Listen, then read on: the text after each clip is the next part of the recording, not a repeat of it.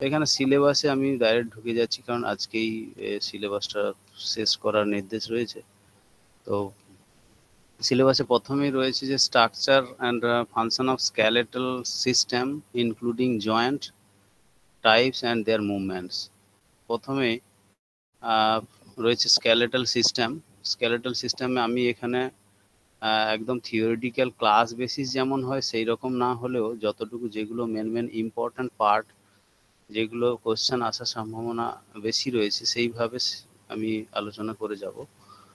তো skeletal system বলতে mainly আমাদের শরীরের যে অস্থি বা বোন, কার্টিলেজ, লিগামেন্ট, এই জয়েন্ট, এই সমস্তগুলোকে নিয়ে একসাথে যে তন্ত্র বা সিস্টেম তৈরি হয়েছে সেটা হচ্ছে স্কেলেটাল সিস্টেম। তো এখানে স্কেলেটাল সিস্টেমের যে স্ট্রাকচার যদি এখানে দেখা যায় বা কম্পোনেন্ট দেখা যায়, সেখানে আমাদেরকে মেনলি জানতে হবে যে দুটো যে ভাগ রয়েছে, যে একটা হচ্ছে অ্যাক্সিয়াল স্কেলেটন বা অক্ষীয় কঙ্কাল, আর একটা হচ্ছে অ্যাপেন্ডিকুলার বা উপাঙ্গীয় কঙ্কাল। তো অক্ষীয় কঙ্কালে আমাদের যেমন 80টা অস্থি রয়েছে। সেই 80টা অস্থি নাম তোমরা নিশ্চয়ই কোথায় কোনটা আছে সেটা জানো। যদি সেরকমভাবে কোশ্চেন আসে যে কোনো একটা রিজিয়ন বলে দিল, সেই রিজিয়নে কটা অস্থি আছে সেটা তোমাদেরকে বলতে হবে। আর অ্যাপেন্ডিকুলারে যেমন 126টা অস্থি আছে, এগুলো যেমন ভেঙে ভেঙে একটা তোমরা পড়ে এসছো যে এক্সিয়াল স্কেলেটনে যেমন কয়েকটা পার্ট রয়েছে, স্কাল, ভার্টিব্রাল কলাম আর হচ্ছে রিব কেজ। তো স্কালে যেমন কি আমরা মেনলি 29টা অস্থি ধরি, যদি আমি হাইওয়েটটাকে ধরি, তো সেই হাইওয়েটটাকে ধরলে 29টা হচ্ছে। এর স্কালের মধ্যে যেমন রয়েছে ক্রেনিয়াম বা করোটি অস্থি রয়েছে, যেটা হচ্ছে মাথার খুলির যে অস্থিগুলো রয়েছে, যে 8টা, হ্যাঁ, যেটা হচ্ছে frontal, parietal, temporal, occipital, sphenoid, ethmoid, এগুলোকে নিয়ে 8টা অস্থি রয়েছে। ফেসিয়াল বোন, যেটা হচ্ছে মুখমণ্ডলীয় অস্থি, সেগুলো যেমন রয়েছে 14টা। আর রয়েছে হাইওয়েট, আর হচ্ছে এয়ার বোন বা কর্ণাস্থি যেটা বলে, মেলিয়াস ইনকাস স্টেপস, এটা হচ্ছে 6টা রয়েছে, মানে 6টা রয়েছে। তো এই নিয়ে হচ্ছে 29টা হচ্ছে স্কাল বোন হাইওয়েটটাকে নিয়ে। যদি কোশ্চেন আসে কোনো সময় 29-এর অপশান না থাকে, 28টা থাকে, তাহলে 28টা ঠিক হবে, কারণ হাইওয়েটটাকে ওখানে বাদ দিয়ে দেয়। যেখানে গলার স্বরযন্ত্রের উপরে যে অস্থিটা থাকে, যেটাকে হাইওয়েট বোন বলা হয়, ওইটাকে যদি যোগ করে দেওয়া হয় তাহলে 29টা হবে, আর ওটাকে বাদ দিলে 28টা হবে। ঠিক আছে? যদি পরীক্ষাতে অপশান 28, 29 দুটো আছে, তাহলে 28টাই দেওয়া বেশি ঠিক হবে, কারণ হাইওয়েটটাকে সাধারণত স্কাল বোন হিসেবে অনেক সময় ধরে না। ঠিক আছে? তো এরপর আসি ভার্টিব্রাল কলাম। ভার্টিব্রাল কলাম আমরা যদি প্রাপ্তবয়স্ক সুস্থ ব্যক্তি ধরি, যেখানে 206টা অস্থি বলা হচ্ছে, যেখানে জন্মানোর সময় নিয়ার অ্যাবাউট 300টা অস্থি থাকে। তো সেটা পরপর সেটা হচ্ছে মার্জ হতে হতে, মানে ওটা এক জায়গায় জয়েন্ট হতে হতে সেটা 206টা হাড়ে পরিণত হয়। তো সেই রকম যখন জন্মের সময় আমাদের ভার্টিব্রাল কলামে 33টা অস্থি থাকে, কিন্তু যদি প্রাপ্তবয়স্ক সুস্থ ব্যক্তি হয় তাহলে তার ভার্টিব্রাল কলামে 26টা অস্থি থাকবে, কারণ ওখানে আমাদের সার্ভাইকালে যেমন 7টা আছে, ওই 7টা থাকবে। থোরাসিকে যেমন 12টা আছে, সেই 12টা থাকবে। লাম্বারে 5টা আছে, সে 5টা থাকবে। কিন্তু স্যাক্রামে যে 5টা অস্থি সেটা একটা হয়ে যাবে, এবং কক্সিসে যে 4টে অস্থি সেটা হচ্ছে একটা হয়ে যাবে। এই নিয়ে মোটামুটি 26টা অস্থি ভার্টিব্রাল কলাম বা মেরুদণ্ডের অস্থি। এবার যদি পরীক্ষায় অপশান থাকে যে ভার্টিব্রাল কলাম বা মেরুদণ্ডে কটা অস্থি থাকে, দিয়ে যদি অপশান 26টা না থেকে 33টা থাকে, তাহলে 33টাই করতে হবে। আর যদি 26টা থাকে, 26টা করতে হবে। 33-26 আশা করি থাকবে না। হ্যাঁ, তো যদি একসাথে থাকে তাহলে সেখানে কোশ্চেনটা ভালো করে পড়তে হবে যে প্রাপ্তবয়স্ক বলছে কিনা, তাহলে 26টা হবে। ঠিক আছে? আর রিব কেজে যেমন রয়েছে স্টারনাম একটা, এবং রিবস হচ্ছে 12 জোড়া বা 24টা। তো এইভাবে 25টা টোটাল রিব কেজে। তো এই নিয়ে টোটাল হচ্ছে 80টা অ্যাক্সিয়াল স্কেলেটন রয়েছে। অ্যাপেন্ডিকুলারে যেমন রয়েছে আপার এক্সট্রিমিটি, লোয়ার এক্সট্রিমিটি, দুটোকে আলাদা করেছে। আপার এক্সট্রিমিটির মধ্যে মেনলি দুটো হাতের যে হাড়গুলোকে বোঝাচ্ছে এবং শোল্ডার গার্ডেলকে বোঝাচ্ছে। আর লোয়ার এক্সট্রিমিটির মধ্যে রয়েছে দুটো পায়ের, মানে লোয়ার লিম্ব, এবং তার সাথে পেলভিক গার্ডেলটাকে, মানে হিপ বোনটাকে বোঝাচ্ছে। তো যদি বলা হয় যে কোনো সময় কোশ্চেন আসে যে করেই বলতে হবে। ঠিক আছে? 30টা করে অস্থি। যদি শোল্ডার গার্ডেল বা পেলভিক গার্ডেল যদি বাদ দিয়ে হয় তাহলে সেটা 30টা করেই হচ্ছে মেনলি। এবার অনেক সময় কোশ্চেন আছে হাতে কটা অস্থি থাকে, তখন হাত বলতে মেনলি রিস্টের উপরে যে আমাদের হাত যেটা দিয়ে খাই আমরা সেইটাকে বোঝায়। তো সেখানে কিন্তু আবার আমাদের 3টে অস্থি বাদ চলে যাবে, রেডিয়াস আলনা এবং হিউমেরাসটা বাদ চলে যাবে। তাহলে ওখানে 30টা থেকে মানে 27টা হয়ে যাবে, ঠিক আছে। এবার যদি আপার আর্ম বা আপার লিম্বস যদি বোঝায় বলে তাহলে তখন, বা আপার এক্সট্রিমিটি বলে, তখন সেটা হয়ে যাবে আপার এক্সট্রিমিটিতে হচ্ছে আমাদের কত 64, অর্থাৎ 30-30-60, আর স্ক্যাপুলা দুটো এবং ক্ল্যাভিকল দুটো। তো কোশ্চেন কেমন আসবে না আসবে এগুলো সবই যদি মুখস্থ থাকে বা সবই যদি জানা থাকে একদম ডিটেলস, তাহলে সেইভাবে হবে। লোয়ার এক্সট্রিমিটিতে যেমন কি হবে যে 30টা করে থাকবে, তার সাথে সাথে হিপ বোন দুটো, মানে 62 বোনস হচ্ছে লোয়ার এক্সট্রিমিটি। এইভাবে টোটাল 126 খানা হচ্ছে অ্যাপেন্ডিকুলার স্কেলেটন, ঠিক আছে। এবার এখানে পার্ট বাই পার্ট আলাদাভাবে কোশ্চেন আসতেও পারে। যদি বলে যে টার্সাল বোন কটা, টার্সাল বোন যদি বলে যে একটা পায়ে কটা, হ্যাঁ, তাহলে সেটা সেইভাবে হবে 7টা। হ্যাঁ, আর কার্পাল বোন হচ্ছে 8টা, যেহেতু এখানে প্যাটেলা রয়েছে তো সেই জন্য অ্যাডজাস্ট হয়ে যাচ্ছে 30টা করে। হ্যাঁ, তো এইভাবে এইগুলো কম্পোজিশন অফ স্কেলেটাল সিস্টেম বা এই যে টাইপস অফ স্কেলেটাল সিস্টেম, এই জায়গাটাতে কিন্তু এই রকম বিভিন্ন ভাবে কোশ্চেন আসতে পারে। এই 206টা হাড়, মানে মানবদেহের কটা অস্থি আছে, 206টা হাড়, এইরকম সোজা কোশ্চেন এলেও আসতে পারে, এবারে কোনো মানে ভরসা নেই আর কি। যাই হোক, ভার্টিব্রাল কলামে কটা অস্থি আছে এটা বেশিরভাগ আসে বিভিন্ন পরীক্ষাতে।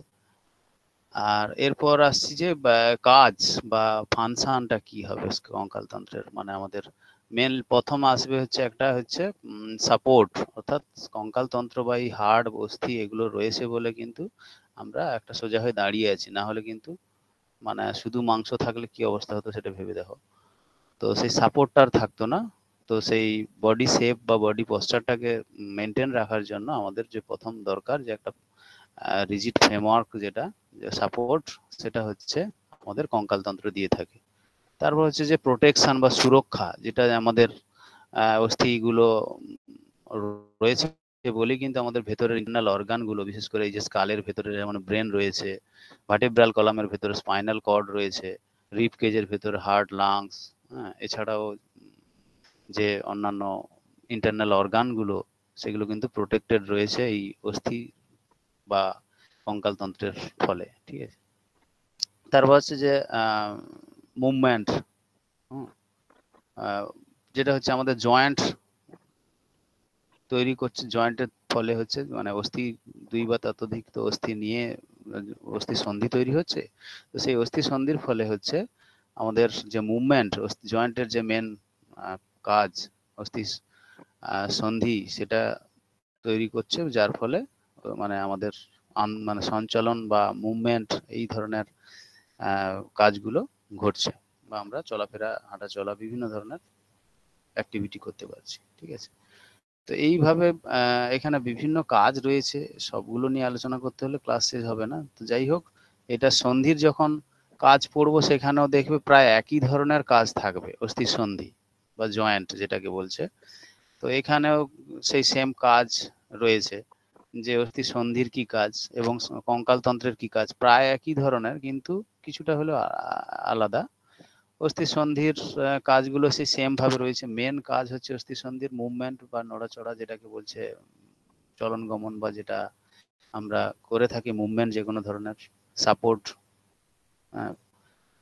তো শক অ্যাবজর্পশন যেটাকে বলছে, অর্থাৎ আমরা যদি উপর থেকে জাম্প করি সেই জয়েন্টের ফলে কিন্তু আস্তে করে আমরা বসে যাই, কিংবা বলটা ক্যাচ ধরার সময় আস্তে করে হাতটা টেনে নিই, সেই জয়েন্ট বা মুভমেন্টের ফলে কিন্তু আমরা আঘাত যাতে না লাগে সেটা অ্যাবজর্ব করি। ওয়েট বেয়ারিং, স্টেবিলিটি, হ্যাঁ, গ্রোথ, কোঅর্ডিনেশন, এগুলো সব হচ্ছে জয়েন্টের কাজ বোঝাচ্ছে। তো এখান থেকে জয়েন্টের কাজ থেকে কোশ্চান খুব কমই হয়তো আসবে, মেনলি জয়েন্টের টাইপস গুলো থেকে বেশিরভাগ আসবে। তো জয়েন্টের টাইপস, জয়েন্ট হচ্ছে বা সন্ধি, যেটাকে অ্যাকচুয়ালি তিনটে ভাগে ভাগ করা যায়। এর টাইপস বলতে এখানে যদি আমি গঠনগত দিক থেকে দেখি একটা, আর একটা হচ্ছে কার্যগত দিক। গঠনগত বলতে সে কি দিয়ে তৈরি, হ্যাঁ, তন্তুযুক্ত বলে সেটাকে বলছে ফাইব্রাস, হ্যাঁ, তরুণাস্থিযুক্ত বলে সেটাকে বলছে কার্টিলেজেনিয়াস, আর একটা হচ্ছে সাইনোভিয়াল ফ্লুইড আছে বলে সেটাকে বলছে সাইনোভিয়াল। এটা হচ্ছে কিন্তু গঠনগত বা স্ট্রাকচারাল নাম। আর একটা হচ্ছে ফাংশনাল নাম বা কার্যগত, অর্থাৎ সে কাজ করে নাকি করে না। অর্থাৎ সে কি কাজ করে না তাহলে অচল, মানে যেটা হচ্ছে ফাইব্রাস বললাম। তন্তুযুক্ত সেটা হচ্ছে তন্তুযুক্ত বলে সেটা একদম ফিক্সড জয়েন্ট যেটাকে বলছে, সেটা একদম নড়াচড়া করে না, সেই জন্য সেটাকে বলছে অচল সন্ধি, যেটাকে কার্যগত দিক থেকে বলা হয় অচল। আবার এই কার্টিলেজিনিয়াস জয়েন্ট যেটা, যেটা তরুণাস্থিময় সন্ধি, এটা হচ্ছে কি সামান্য নড়াচড়া করে, সেই জন্য সেটাকে আবার বলা হয় যে স্লাইডিং মুভেবল জয়েন্ট বা আংশিক সচল সন্ধি। তো এটা হচ্ছে কার্যগত নাম। আর সাইনোভিয়াল জয়েন্টের যেটা গঠনগত নাম, তার যে সাইনোভিয়াল জয়েন্টটা হচ্ছে গঠনগত নাম, তার যে কার্যগত নাম সেটা হচ্ছে ফ্রিলি মুভেবল জয়েন্ট বা পূর্ণ সচল সন্ধি। সেটা হচ্ছে একদম মুক্তভাবে, মানে বিভিন্ন ধরনের মুভমেন্ট হয়ে থাকে এই সাইনোভিয়াল জয়েন্ট বা ফ্রিলি মুভেবল জয়েন্টে। তো এগুলোর আবার একটা অ্যানাটমিক্যাল নাম রয়েছে। সেরকম হয়তো কোশ্চেন আসতে পারে যে গিভ দ্য বা what is the example of ডায়াথোসিস জয়েন্ট, দিয়ে চারটা অপশন থাকলো। তো এই অ্যানাটমিক্যাল নামগুলো হচ্ছে কি, একটা হচ্ছে সাইনার্থোসিস জয়েন্ট। সাইনার্থোসিস জয়েন্ট বলতে যেটা এখানে রয়েছে যে সাইনার্থ্রোসিস জয়েন্ট, এটা হচ্ছে কিন্তু অচল সন্ধি বা ইমুভেবল জয়েন্ট, যেটা সেটাই হচ্ছে সাইনার্থ্রোসিস জয়েন্ট। অ্যাম্পিআর্থ্রোসিস জয়েন্ট হচ্ছে স্লাইডলি মুভেবল জয়েন্ট। ডায়াথ্রোসিস জয়েন্ট হচ্ছে ফ্রিলি মুভেবল জয়েন্ট। অর্থাৎ এগুলো তিনটে, এই তিনটে মেনলি কিন্তু মাথায় রাখতে হবে, বাকিগুলো হয়তো মনে থাকবে। হ্যাঁ, হয়তো কার্টিলেজিনিয়াস জয়েন্টের উদাহরণ পরীক্ষায় না এসে বললো যে অ্যাম্পিআর্থ্রোসিস জয়েন্টের উদাহরণ কি হবে, দিয়ে হয়তো চারটা অপশন থাকলো, তার মধ্যে ওই মেরুদণ্ডের অস্থি সন্ধিগুলোর উদাহরণ হবে। তাহলে অচল সন্ধির উদাহরণ আমাদের কি হবে না, আমাদের হচ্ছে সুচার, যেটা হচ্ছে মাথার যে খুলির যে অস্থিগুলো রয়েছে, মানে ধরো প্যারাইটাল দুটোর মধ্যে জয়েন্ট বা ফ্রন্টালের সাথে প্যারাইটালের যে অস্থি সন্ধি, দুটো অস্থি কি হয় খাঁজ খাঁজ হয়ে একটার সাথে একটা ঢুকে থাকে, যেটাকে আমাদের ওই জয়েন্টটাকে সুচার বলা হয়। স্কালের ওই বোনগুলোর যে অস্থি সন্ধি সেটাকে সুচার বলা হয়। তো এই ধরনের যে নড়াচড়া করে না এরকম যে দুটো অস্থি সন্ধি, তো এগুলোর আবার ফার্দার টাইপস রয়েছে, যেমন গম্পোসিস, যেটা হচ্ছে আমাদের দাঁতের সাথে ম্যান্ডিবল এবং ম্যাক্সিলার যে জয়েন্ট, হ্যাঁ, তো এগুলো হচ্ছে নড়াচড়া করে না। এগুলোর ফার্দার আরো ডিভিশন রয়েছে। তো অর্থাৎ যে যে অস্থি সন্ধিগুলো একদমই নড়াচড়া করে না সেগুলো হচ্ছে অচল বা ইমুভেবল বা সাইনার্থ্রোসিস বা তন্তুময় বা তন্তুযুক্ত সন্ধি বা ফাইব্রাস জয়েন্ট। অনেকগুলো নাম কিন্তু একটা অস্থি সন্ধির টাইপস এর মধ্যে অনেকগুলো নাম রয়েছে, এগুলো আবার গুলিয়ে ফেলো না, ঠিক আছে? তো এগুলো এখানে হয়তো যেমন নোটসে দেওয়া আছে সেগুলোকে তোমাদেরকে আলাদা করে নোট ডাউন করতে হবে, বা এগুলো পড়লেই তোমরা বুঝতে পারবে। অ্যাম্পিআর্থ্রোসিস জয়েন্ট বা কার্টিলেজিনিয়াস জয়েন্ট বা স্লাইডলি মুভেবল জয়েন্টের উদাহরণ কি হবে না, আমাদের হচ্ছে ভার্টিব্রাল কালাম বা ইন্ট্রাভার্টিব্রাল যে জয়েন্ট, অর্থাৎ একটা ভার্টিব্রার সাথে আরেকটা ভার্টিব্রা, মেরুদণ্ডে যে অস্থি সন্ধিগুলো রয়েছে তার মধ্যে যে ভার্টিব্রা গুলো রয়েছে বা কশেরুকা গুলো রয়েছে, সেই একটা কশেরুকার সাথে আরেকটা কশেরুকার যে অস্থি সন্ধি সেগুলো সামান্য বা আংশিক ভাবে নড়াচড়া করে, সেই জন্য সেটাকে বলা হয় আংশিক সচল সন্ধি। হ্যাঁ, হয়তো কেউ বলবে যে আমি তো যোগা করি, আমি তো একদম পেছন দিকে পুরো ঘুরে যাই, কিন্তু আলটিমেট দেখতে গেলে যে একটা কশেরুকার সাথে একটা কশেরুকার সামান্য মুভমেন্ট হচ্ছে, তার উপরের কশেরুকার সামান্য মুভমেন্ট হচ্ছে, এইভাবে 26টা কশেরুকা যখন মুভমেন্ট করছে তখন তুমি পুরোটা ঘুরতে পারছো। তো এটা হচ্ছে একদম সামান্য মুভমেন্ট একটা কশেরুকার সাথে আরেকটা কশেরুকা হয়, তো সেই জন্য এটাকে বলা হয় স্লাইডলি মুভেবল জয়েন্ট বা অ্যাম্পিআর্থ্রোসিস জয়েন্ট। আর ডায়াথ্রোসিস জয়েন্ট বা ফ্রিলি মুভেবল জয়েন্ট, যেটা হচ্ছে সাইনোভিয়াল জয়েন্ট, এর উদাহরণ বলতে গেলে আমাদের শরীরের ম্যাক্সিমাম জয়েন্ট গুলোকে বোঝাচ্ছে, যেমন knee joint, shoulder joint, hip joint, wrist joint, হ্যাঁ, যা যা জয়েন্ট গুলো আমরা মুভমেন্ট করি সেগুলোই মেনলি ডায়াথ্রোসিস জয়েন্ট। তো এরপর যেটা তোমাদের রয়েছে সাইনোভিয়াল জয়েন্টের যে টাইপস গুলো পরে রয়েছে, সেগুলো কে আবার 6 ভাগে ভাগ করা যায়, 6টা ভাগে ভাগ করা যায়। মানে ফ্রিলি মুভেবল তো হচ্ছে সব, কিন্তু সেটার যে ধরন রয়েছে, যে কে কিভাবে কোন দিকে কোন অ্যাক্সিয়ালে মুভমেন্ট করছে না করছে, সেগুলোর উপর বেস করে কিন্তু আবার এটাকে হচ্ছে 6টা ভাগে ভাগ করা যায়। প্রথমে আসবে যে বল অ্যান্ড সকেট জয়েন্ট। এটা তো জানোই যে একটা অস্থির একটা অংশতে বল এবং আরেকটা অংশতে গর্ত বা সকেটের মতো থাকবে, যেটা হচ্ছে তোমাদের এখানে আমাদের শরীরে মেন যে প্রধান যে দুটো বল অ্যান্ড সকেট জয়েন্ট, যেমন শোল্ডার এবং হিপ জয়েন্ট, এটা হচ্ছে মাল্টি এক্সিয়াল জয়েন্ট বলা হয় এটাকে। এখানে মুভমেন্ট গুলো যেমন হয় হচ্ছে কি flexion, extension, abduction, addiction, rotation, reduction, protection, elevation, depression, এই সমস্ত ধরনের সমস্ত ম্যাক্সিমাম মুভমেন্ট গুলো হয়। এর হিপ এবং শোল্ডার জয়েন্টের মধ্যে আবার সব থেকে বেশি মুভমেন্ট হয় আমাদের সারা শরীরের মধ্যে শোল্ডার জয়েন্টে। সব থেকে শরীরের মধ্যে শোল্ডার জয়েন্টে হচ্ছে সব থেকে বেশি মুভমেন্ট হয়। তো এরপর আসছে হিন জয়েন্ট বা কবজা সন্ধি, যেটা হচ্ছে ইউনিঅ্যাক্সিয়াল, অর্থাৎ একটা তলে মুভমেন্ট হয়। মানে যদি উপর, মানে যদি দরজার কবজা ধরি, দরজাটা হচ্ছে একটা দিকে সবসময়ের জন্য মুভমেন্ট করছে, একটা অ্যাক্সিসের উপর বেস করে, অক্ষকে বেস করে কনস্ট্যান্ট একই দিকে মুভমেন্ট করছে। যেখানে ফ্লেকশন এক্সটেনশন মেনলি হয়, যেটা হচ্ছে আমাদের এলবো, নি বা আমাদের ইন্টারফ্যালেঞ্জেস, এই যে জাতীয়, মানে একটা ফ্যালেঞ্জেসের সাথে আরেকটা ফ্যালেঞ্জেসের যে অস্থি, দেখবে একটা দিকে মুভমেন্ট হচ্ছে। হ্যাঁ, যেটা দুটো দিকে মুভমেন্ট হয় বাইঅ্যাক্সিয়াল যেটা রয়েছে, সেটা হচ্ছে যেমন কন্ডিলয়েড জয়েন্ট। ঠিক আছে, কন্ডিলয়েড জয়েন্ট হচ্ছে দুটো তলে মুভমেন্ট করে। যেমন রিস্ট জয়েন্ট, আমরা রিস্টটাকে ডান বামে মুভমেন্ট করছি, আবার উপর নিচেও মুভমেন্ট করছি, বাইঅ্যাক্সিয়াল, অর্থাৎ দুটো তলে এটা মুভমেন্ট হচ্ছে। ঠিক আছে, এখানে ফ্লেকশন, এক্সটেনশন, অ্যাবডাকশন, অ্যাডাকশন এবং সার্কামডাকশন, এই দুটো এই চারটে কে নিয়েই হচ্ছে সার্কামডাকশন। তো এই যে 5টা মুভমেন্ট কিন্তু এই সন্ধিতে হয়। ঠিক আছে, তো এরপর আসছি যেমন স্যাডেল জয়েন্ট। স্যাডেল জয়েন্ট কিন্তু সেই সেম ভাবে বাইঅ্যাক্সিয়াল জয়েন্ট, কিন্তু এটা হচ্ছে খুবই ফ্রিলি মুভমেন্ট হয়, অর্থাৎ দুটো অস্থির স্ট্রাকচার এমনই সেম থাকে, দুটো মানে দুটো অক্ষে, এবং খুব স্বাধীনভাবে এটা কিন্তু নড়াচড়া করে। মানে কন্ডিলয়েডের মতোই, কিন্তু এটা দুটো অস্থি একই সাথে মুভমেন্ট করে।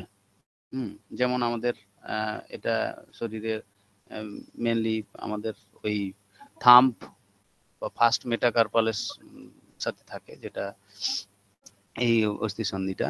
এরপর আসছে আমরা পিভট জয়েন্ট। পিভট হচ্ছে যেটা আমাদের একটা অ্যাক্সিসকে বা অক্ষকে বেস করে যে মুভমেন্টটা হয়, যেটা হচ্ছে ঘূর্ণন জাতীয় কোনো মুভমেন্ট, সেটা হচ্ছে পিভট জয়েন্ট, যেটা হচ্ছে আমাদের শরীরের নেক জয়েন্ট বলা হয়, বা আটলান্টো অ্যাক্সিয়াল জয়েন্ট যেটাকে বলা হয়। অর্থাৎ আমাদের যে প্রথম এবং দ্বিতীয় যে কশেরুকা বা ভার্টিব্রা রয়েছে আমাদের, যেটার নাম একটা হচ্ছে অ্যাটলাস এবং অ্যাক্সিস, সেই কশেরুকা যেটার মধ্যবর্তীকার জয়েন্টকে বলা হয় যে আটলান্টো অ্যাক্সিয়াল জয়েন্ট। সেটা হচ্ছে যেমন আমাদের এই রোটেশনে কাজ করে, মানে রোটেশনের একটা উদাহরণ হবে, বা রেডিও আলনার জয়েন্টকেও বলা হয়। তো এরপর আসছে গ্লাইডিং জয়েন্ট, যেটা হচ্ছে প্লেন জয়েন্ট নামে পরিচিত। প্লেন জয়েন্ট হচ্ছে মানে দুটো প্লেন, মানে অস্থির যে প্লেন বা সমতল সারফেস যখন একসাথে ঘর্ষণ হচ্ছে বা মুভমেন্ট হচ্ছে বা স্লাইড করছে, তখন সেটাকে বলছে গ্লাইডিং জয়েন্ট, বা গ্লাইড করছে যখন। যেমন আমাদের ইন্টার টার্সাল বা ইন্টার কার্পাল, অর্থাৎ আমাদের যে কার্পাল অস্থিগুলো রয়েছে, যেগুলোর একটার সাথে আরেকটা যখন টাচ হয়ে আছে, যে কোনো সমতল অংশটা সবসময়ের জন্য মানে গ্লাইড করছে বা স্লাইড করছে, বা তোমার প্লেন সারফেসটা আর কি, সেই জন্য এটাকে প্লেন জয়েন্ট বা গ্লাইডিং জয়েন্ট বলা হয়। তো এই মুভমেন্ট উপর বেস করেই কিন্তু এটাকে 6টা ভাগে ভাগ করা যায়, ফ্রিলি মুভেবল জয়েন্ট বা সাইনোভিয়াল জয়েন্টকে। তো এখানে যে মুভমেন্ট গুলো প্রত্যেকটাতে হয় সেটা বললাম। এবারে টোটাল ডিটেলস যে মুভমেন্ট গুলো রয়েছে সেগুলো সম্বন্ধে দেওয়া আছে। যদি পরীক্ষাতে আসে যে কোন জয়েন্টে কি মুভমেন্ট হয়, সেটা তো এর আগে আলোচনা করলাম।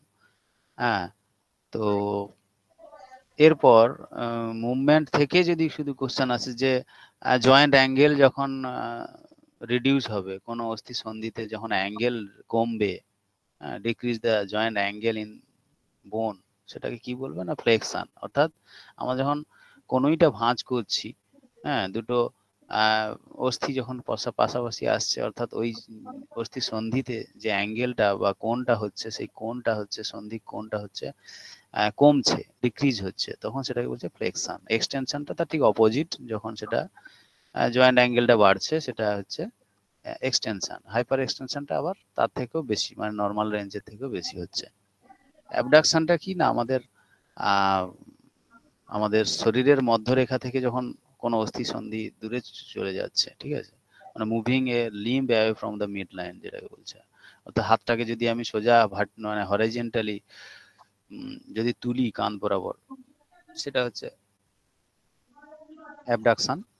আর অ্যাডাকশন হচ্ছে তার ঠিক উল্টোটা, অর্থাৎ হাতটাকে আমি যদি সাবধান পজিশনে দাঁড়াই, সেটা হচ্ছে মানে অ্যাডাকশন, অর্থাৎ মধ্যরেখার কাছাকাছি যখন আনছি।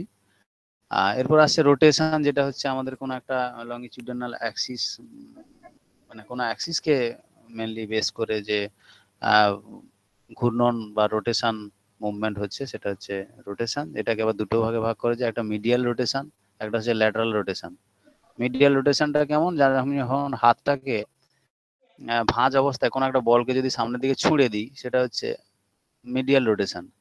আবার বল করার সময় হাতটাকে যখন একটা পেছন দিকে বা কোনো সার্ভিস করার সময় ভলিবলের, যখন আমি হাতটাকে পেছন দিকে ব্যাক আর্চ করছি, নিয়ে যাচ্ছি, সেটা হচ্ছে ল্যাটারাল রোটেশন। যখন আমি হিট করছি, হিট করার জন্য যখন সামনের দিকে হাতটাকে ঘোরাচ্ছি, সেটা হচ্ছে মিডিয়াল রোটেশন। সার্কামডাকশনটা কি, যে এই ফ্লেকশন, এক্সটেনশন, অ্যাবডাকশন, অ্যাডাকশন, এই চারটাকে নিয়ে সার্কামডাকশন বলা হয়। এটা হচ্ছে বৃত্তাকারে মেনলি মানে মুভমেন্টটাকে বোঝাচ্ছে আর কি, বৃত্তাকার মুভমেন্ট, অর্থাৎ হাতটাকে ঘোরানো পুরো। মানে যদি বোলার ক্রিকেটে বল করার সময় হাতটা যেভাবে ঘোরায়, তো এইভাবে যদি হাতটা ঘোরানো হয়, তো সেখানে কিন্তু মানে সেটাকে সার্কামডাকশন বলছে, আমরা যখন শোল্ডারটাকে ঘোরাচ্ছি, ঠিক আছে। তো সুপাইনেশন হচ্ছে কি না, যেটা যে পাম ফেসিং আপওয়ার্ড, অর্থাৎ হাতের তালুটাকে যখন উপর দিকে রাখছি, সেটা হচ্ছে সুপাইনেশন। যেটা নিচের দিকে রাখছি প্রোনেশন। ইলিভেশন মানে হচ্ছে যে কোনো বডি পার্টকে যদি উপর দিকে তুলি, মেনলি আমি ধর শোল্ডার জয়েন্টে এলিভেশন যদি বলি, শোল্ডার এলিভেশন, অর্থাৎ আমি কানটাকে উপর দিকে তুলছি, সেটা হচ্ছে শোল্ডার এলিভেশন। ডিপ্রেশন হচ্ছে নামাচ্ছি। প্রোটেকশন হচ্ছে সামনের দিকে যখন কান দুটোকে নিয়ে যাচ্ছি, হ্যাঁ, বুকটাকে ভেতরের দিকে ঢুকিয়ে যখন সামনের দিকে নিয়ে যাচ্ছি, সেটা হচ্ছে ডিপ্রেশন। হ্যাঁ, ডিপ্রেশন। প্রোটেকশন হচ্ছে ঠিক সেই রকমই, মানে বডি ডিপ্রেশন তো বললাম, এলিভেশনের ঠিক উল্টোটা, মানে ডিপ্রেশন যখন নামাচ্ছি। প্রোটেকশনটা হচ্ছে ওই বুকটাকে ঢুকে শোল্ডারটাকে সামনের দিকে নিয়ে যাওয়া, এটা প্রোটেকশন। রিটেকশনটা ঠিক সেম ভাবে বুকটাকে সামনের দিকে এগিয়ে দিয়ে শোল্ডার রিজিয়নটাকে পেছন দিকে নিয়ে যাওয়া। হ্যাঁ, তো এগুলো হচ্ছে এখানে বেশিরভাগগুলো হচ্ছে শোল্ডার জয়েন্টের মুভমেন্ট। তারপরে এখানে যেমন ইনভার্সান, ইভার্সান, এটা হচ্ছে অ্যাঙ্কেলের মুভমেন্টটাকে বোঝাচ্ছে। আমাদের পায়ের গড়িলটাকে আমি যদি ইনস্টেপ কিক করি ফুটবলে, ইনসাইড কোনো কিক করার সময় পায়ের মুভমেন্টটা যেভাবে যাবে, ঠিক সেই রকমই কিন্তু পায়ের যে পাতাটা, যখন সোলটাকে যখন আমি ইনসাইড বা ইনওয়ার্ড যখন মুভমেন্ট করব, সেটা হচ্ছে ইনভার্সন। আবার বাইরের দিকে যখন আমি পায়ের আউটসাইড দিয়ে যখন আমি বাইরের দিকে কোনো হিট করছি বা পাটাকে সেইভাবে মুভমেন্ট করছি, সেটা হচ্ছে ইভার্সান। ডরসিফ্লেকশন হচ্ছে কি, ডরসিফ্লেকশন হচ্ছে আমাদের হাতের তালু বা পায়ের পাতাটাকে যখন আমরা উপর দিকে করছি, সেটা হচ্ছে ডরসিফ্লেকশন। অর্থাৎ যখন দেখবে ঠাকুর যেমন হাত আশীর্বাদ করার মতো এই যে হাতটাকে উপর দিকে তুলে রাখে, সেটা হচ্ছে ডরসিফ্লেকশন। আর কেউ প্রণাম করলে তার মাথার দিকে হাতটা যেমন নিচের দিকে নামিয়ে দেয়, সেটা হচ্ছে প্লান্টার ফ্লেকশন, ঠিক আছে। তো এগুলো হচ্ছে সব বিভিন্ন ধরনের মুভমেন্ট রয়েছে। এগুলো একটু দেখে গেলেই মাল্টিপল চয়েস কোশ্চেন এলে তোমরা আশা করি অ্যান্সার সঠিক দিতে পারবে। স্যার সার্কামডাকশনটা আরেকবার বলুন স্যার। সার্কামডাকশন হচ্ছে মানে বৃত্তাকারে ঘোরানো। রোটেশনটা কি, যেমন একটা ফ্যানের অক্ষ রোটেশনের রয়েছে, সঙ্গে ওর পার্থক্যটা কি? রোটেশন হচ্ছে যদি আমরা সিলিং ফ্যানটাকে ধরি, ভেতরে একটা অক্ষ দেওয়া আছে তার চারদিকে, মানে রথের মানে যে কোনো গাড়ির চাকা, সেখানে কি একটা অক্ষ রয়েছে, অ্যাক্সিস রয়েছে, চাকাটা ঘুরছে, সেটা হচ্ছে রোটেশন। ঠিক আছে, বা ফ্যানটা ঘুরছে, বা এরকম ধরনের কোনো যদি অ্যাক্সিসকে বেস করে যদি কোনো ঘোরে, তখন সেটা হচ্ছে রোটেশন। সার্কামডাকশনটা কেমন, ধরো তুমি দড়িতে কোনো একটা কিছু ভারী জিনিস বেঁধে দিয়ে দড়িটাকে আমি ঘোরাচ্ছি, সেটা হচ্ছে রোটেশন, মানে বৃত্তাকারে ঘোরানো। যখন আমি হাতটাকে বলটাকে ঘোরাচ্ছি, আমরা সচরাচর বিপিএড এমপিএড করতে গিয়ে কন্ডিশনিং এর পর আমরা বলি যে হ্যান্ড রোটেশন বা শোল্ডার রোটেশন, কিন্তু আমরা সেটা আলটিমেট সার্কামডাকশন করি, সেটাই হচ্ছে সার্কামডাকশন। যখন বলটাকে ঘোরাচ্ছি, বল করার সময় হাতটাকে ঘোরাচ্ছি, বা যখন আমরা হ্যান্ড রোটেশন বলে হাতটাকে ঘোরাচ্ছি, ওটা কিন্তু আলটিমেট রোটেশন নয়, ওটা হচ্ছে সার্কামডাকশন মুভমেন্ট, হাতটাকে বৃত্তাকারে ঘোরানো। সেটাই হচ্ছে রোটেশন। আর অ্যাক্সিসের উপর বেস করে সেটা হচ্ছে রোটেশন, আর সার্কামডাকশন হচ্ছে এই বৃত্তাকারে ঘোরানো। ঠিক আছে, রিস্টটাকে আমি সাপোজ যদি এইভাবে ঘোরাই, মানে উপর নিচ করে এই বৃত্তাকারে যদি ঘোরাতে থাকি, সেটা হচ্ছে রিস্ট সার্কামডাকশন। ঠিক আছে,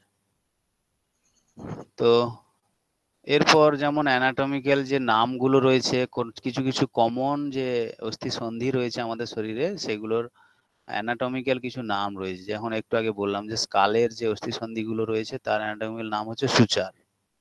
হ্যাঁ, জ যেটাকে বলছে, মানে আমাদের এই যে আমরা চেবাচ্ছি, কোনো কিছু খাচ্ছি, সেটা জন্য আমরা এই যে মুভমেন্ট করছি বা কথা বলছি, আমাদের নিচের যে ম্যান্ডিবল বোনটা যে উঠছে নামছে, এখানে যে মুভমেন্টটা হচ্ছে, এই যে জয়েন্টটা, যেটাকে বলছে টেম্পোরাল এবং ম্যান্ডিবুলার যে জয়েন্ট, সেটা এই জন্য বলছে টেম্পোরো ম্যান্ডিবুলার জয়েন্ট। এখানে আমরা যদি দেখি যে একটা কোনো সন্ধিতে তার স্ট্রাকচারটা যদি দেখি যে সেখানে কি কি অস্থি রয়েছে, তাহলে কিন্তু এই অপশনগুলো দেওয়া যাবে। ঠিক আছে, কারণ শোল্ডার জয়েন্ট, যেমন আমাদের শোল্ডার জয়েন্ট হচ্ছে কি, হিউমেরাসের হেডটা ঢুকে রয়েছে আমাদের গ্লেনয়েড ক্যাভিটির ভেতর, মানে আমাদের স্ক্যাপুলার যে গ্লেনয়েড ক্যাভিটি বা গর্ত বা সকেট, সেটার ভেতরে আমাদের কিন্তু হেড অফ হিউমেরাস ঢুকে রয়েছে, সেই জন্য এখানে গ্লেনো হিউমেরাল জয়েন্ট বলা হচ্ছে। তো এখানে এটা অপশন যদি সেরকম ক্রিটিক্যাল ভাবে না দেয়, হ্যাঁ, তো বোঝাই যাচ্ছে যে হিউমেরাস আছে। তো এই টার্মগুলো কে জানতে হবে, এখানে প্রত্যেকটার এইভাবে নাম দেওয়া আছে। এলবো জয়েন্ট যেমন হিউমেরো লুনার জয়েন্ট, মানে আলনার জয়েন্ট। রিস্ট জয়েন্ট যেমন রেডিও কার্পাল জয়েন্ট, রেডিও মানে রেডিয়াস এবং কার্পাল অস্থি সন্ধির। হিপ জয়েন্ট যেমন অ্যাসেটাবুলো ফিমোরাল জয়েন্ট, মানে আমাদের অ্যাসেটাবুলাম ক্যাভিটি যে রয়েছে, অ্যাসেটাবুলাম ক্যাভিটি পেলভিসের, সেই ক্যাভিটির ভেতর হচ্ছে আমাদের হেড অফ মানে ফিমার ঢুকে রয়েছে, সেই জন্য অ্যাসেটাবুলো ফিমোরাল জয়েন্ট বলছে। ঠিক আছে, নি জয়েন্ট যেমন tibiofemoral joint, ankle joint যেমন ট্যালোক্রুরাল জয়েন্ট। ঠিক আছে, তো এগুলো হচ্ছে ট্যালাস এবং আমাদের টিবিয়া ফিবুলার যে অস্থি সন্ধি। ট্যালাস বলতে আমাদের মেনলি এখানে টার্সাল যে অস্থি সন্ধি 7টা রয়েছে, তার মধ্যে ট্যালাসটা হচ্ছে ওই টিবিয়া ফিবুলার সাথে টাচ হয়ে আছে, তো ওইখানে এই জন্য ট্যালোক্রুরাল জয়েন্ট বলা হয় এটাকে। নেক জয়েন্ট যেমন বললাম একটু আগে যে অ্যাটলান্টো অ্যাক্সিয়াল জয়েন্ট, অর্থাৎ আমাদের অ্যাটলাস এবং অ্যাক্সিস যে দুটো ফার্স্ট সার্ভাইকাল এবং সেকেন্ড সার্ভাইকালের যে অস্থি সন্ধি, সেটাকে নেক জয়েন্ট বলছে। তো ভার্টিব্রাল জয়েন্ট যেমন কি ইন্টারভার্টিব্রাল জয়েন্ট। তো এইভাবে কয়েকটা এখানে পরপর দেওয়া আছে, যেগুলো দেখলেই বোঝা যাবে যে কোনটার সাথে কোনটা হচ্ছে। টোটাল এই স্ট্রাকচার গুলো যদি চোখে থাকে, মানে বিপিএড এমপিএড ভালোভাবে পড়া থাকে, তাহলে বা পরে যদি স্টাডি করে থাকে সেইভাবে, তাহলে কিন্তু এগুলো উত্তর সহজেই দেওয়া যাবে। এই যেমন থাম জয়েন্ট বলছে, কার্পো মেটাকার্পাল জয়েন্ট, এটাতে কার্পাল এবং মেটাকার্পালের যে অস্থি সন্ধি সেটাকে বলছে। তো যাই হোক, এখানে এই টার্ম গুলোকে মাথায় রাখতে হবে, এখান থেকে কোশ্চেন আসতে পারে। ঠিক আছে, ওই যে এই যে অ্যানাটমিক্যাল টার্ম গুলো বললাম, এগুলো হয়তো এলো ডাইরেক্ট দিয়ে। ধরো আটলান্টো অ্যাক্সিয়াল জয়েন্ট, এটা হচ্ছে বললো যে এখানে কি মুভমেন্ট হয়, এটা মেনলি রোটেশন। তো এই জায়গাগুলো মাথায় রাখতে হবে। বা ধরো পিভট জয়েন্টের এক্সাম্পল কি হবে, আটলান্টা অ্যাক্সিয়াল জয়েন্ট অপশনে থাকলো, তাহলে ওইটাই উত্তর হবে। তো কোশ্চেন কেমন আসবে সেটা যদি ডিটেল স্টাডি করা যায় তাহলে যে কোনো ভাবে, এখানে এক টেবিল আকারে বিভিন্ন ভাবে দেওয়া আছে, হিউজ হিউজ স্টাডি ম্যাটেরিয়ালস দেওয়া আছে, এখানে যদি সেইভাবে ডিটেলসটা স্টাডি করা যায় কোশ্চেন আশা করি এর বাইরে আসবে না। আচ্ছা, এটা কি আছে, আচ্ছা এখানে মেনলি ওই মেজর মেজর যে মাসেলস জয়েন্ট গুলো রয়েছে সেখানে সেগুলোর মুভমেন্ট গুলো এবং স্ট্রাকচার গুলো দেওয়া আছে।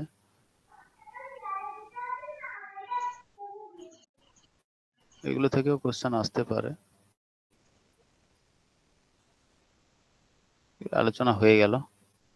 আচ্ছা, এরপর আসছি যে structure of and function of muscular system. Structure of muscular system and function of muscular system, এখানে প্রথমে যদি ফাংশনটা দেখি যে পেশি তন্ত্র, মানে আমাদের অস্থি পড়ে এলাম যে কঙ্কাল তন্ত্র, এটা হচ্ছে পেশি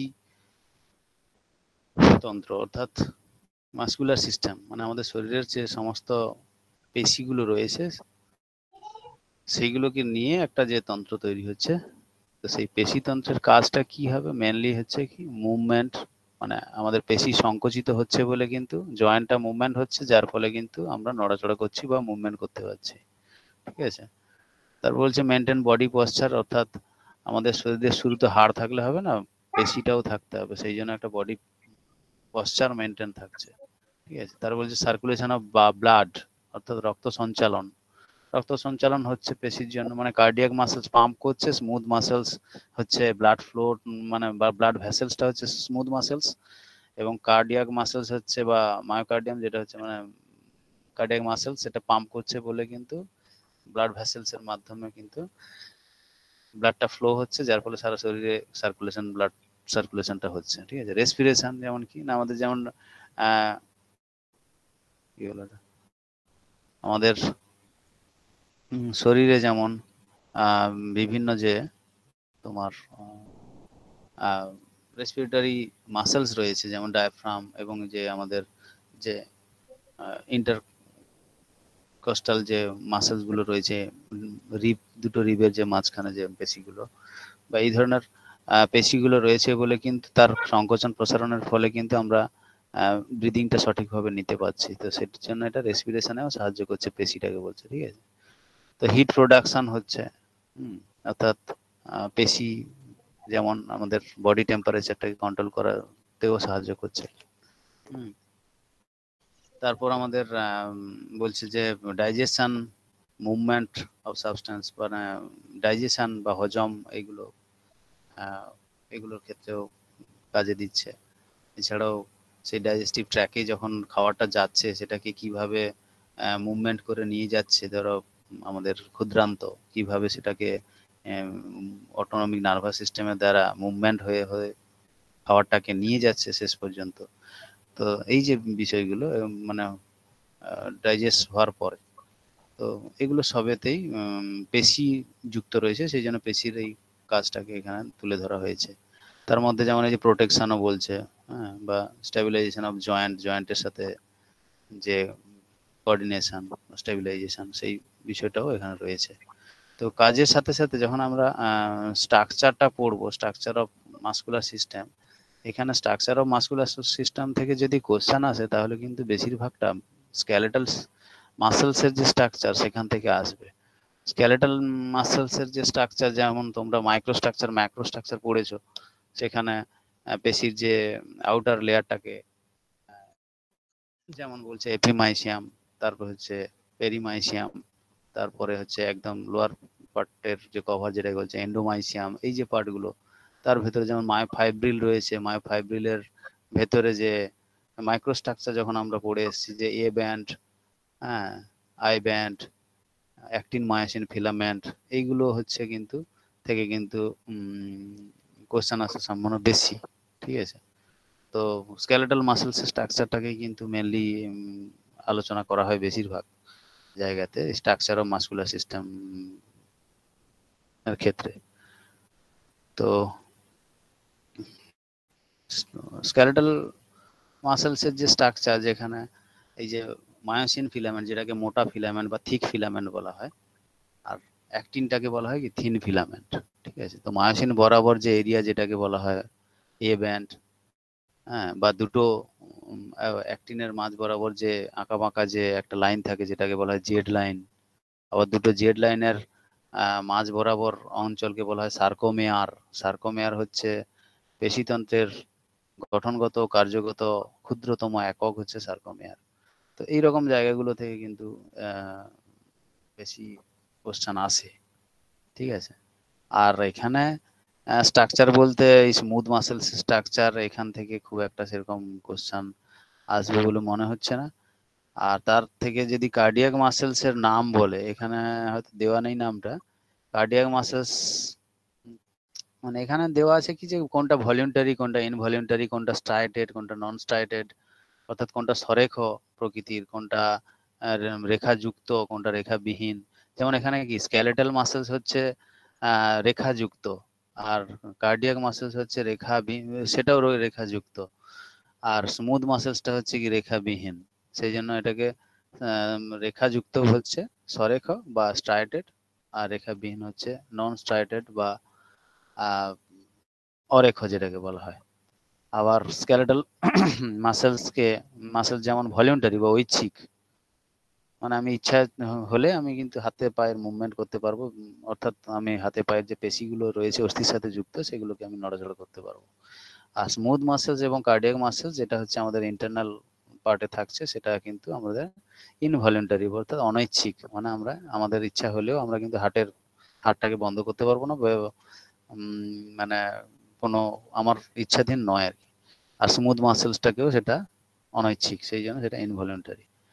তো এই কার্ডিয়াক মাসেলস এর নাম, যে আমাদের যেমন কার্ডিয়াক মাসেলস এর যে কার্ডিয়াক বা হৃৎপেশির যে তিনটে পার্ট রয়েছে, যেমন তোমার পেরিমাইসিয়াম, এপিমাইসিয়াম এবং এন্ডোমাইসিয়াম। তো সরি, আমি পেরিকার্ডিয়াম, মায়োকার্ডিয়াম এবং এন্ডোকার্ডিয়াম, অর্থাৎ এই কার্ডিয়াক মাসেলস মানেই অ্যাকচুয়ালি কিন্তু মায়োকার্ডিয়ামকে বোঝাচ্ছে। ঠিক আছে, যদি বলা হয় যে কার্ডিয়াক মাসেলস এর উদাহরণ কি হবে, দিয়ে অপশানে আর এই হৃৎপেশি বলে কোনো কথা থাকলো না, বা হৃৎপিণ্ড বলে কোনো কথা থাকলো না, কিন্তু লেখা থাকলো মায়োকার্ডিয়াম, তাহলে কিন্তু সেটা মায়োকার্ডিয়াম হবে। মানে আমরা জানি কি হৃৎপিণ্ডের প্রাচীর বা যে আউটার লেয়ারকে বলা হয় কি পেরিকার্ডিয়াম, ভেতরের লেয়ার হচ্ছে এন্ডোকার্ডিয়াম, কিন্তু মেন যে মোটা করে পেশিটা থাকে, হৃৎপিণ্ড তো একটা মানে পেশি দ্বারা একটা পাম্পিং অর্গান, যেটা একটা থলির মতো, সেটা মুভমেন্ট হচ্ছে, সংকুচিত হচ্ছে বলে কিন্তু রক্তটা এদিক ওদিক ছুটছে। তো সেই যে সংকুচিত হচ্ছে, ওই মেন যে মাসেলসটা মোটা করে, সেটাকে বলছে মায়োকার্ডিয়াম। ঠিক আছে, তো এখানে স্ট্রাকচারের থেকেও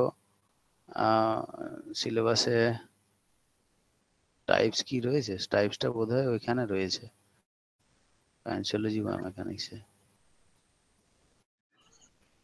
আচ্ছা, স্ট্রাকচার অফ সার্কুলেটরি সিস্টেমে যেমন রয়েছে হৃৎপিণ্ড, এখানে মেনলি হৃৎপিণ্ডের পার্টটা থাকবে। হ্যাঁ, স্ট্রাকচার অফ সার্কুলেটরি সিস্টেমে হার্টেরই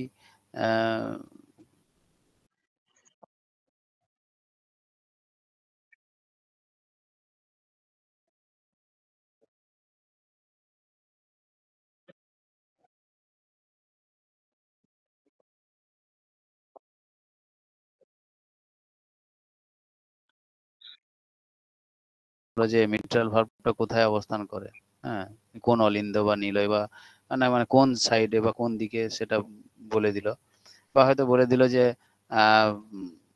বাম নিলয় এবং অলিন্দের মাঝ বরাবর যে ভালভটা থাকে, বা সেটার নামটা কি, দিয়ে হয়তো মিট্রাল ভালভ থাকলো, ট্রাইকাসপিড ভালভ থাকলো, আর বাকিগুলো থাকলো। সেখানে বাইকাসপিড আর খুঁজে বেড়ালে হবে না, সেই মিট্রাল ভালভটাই উত্তর হবে।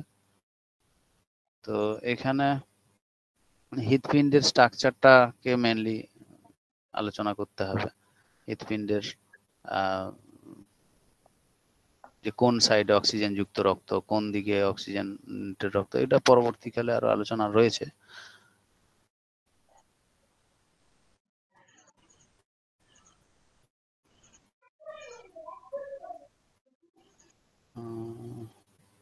আচ্ছা, ফাংশন অফ সার্কুলেটরি সিস্টেম, এটা কি হয়েছে? আচ্ছা, শোনা যাচ্ছে তো না?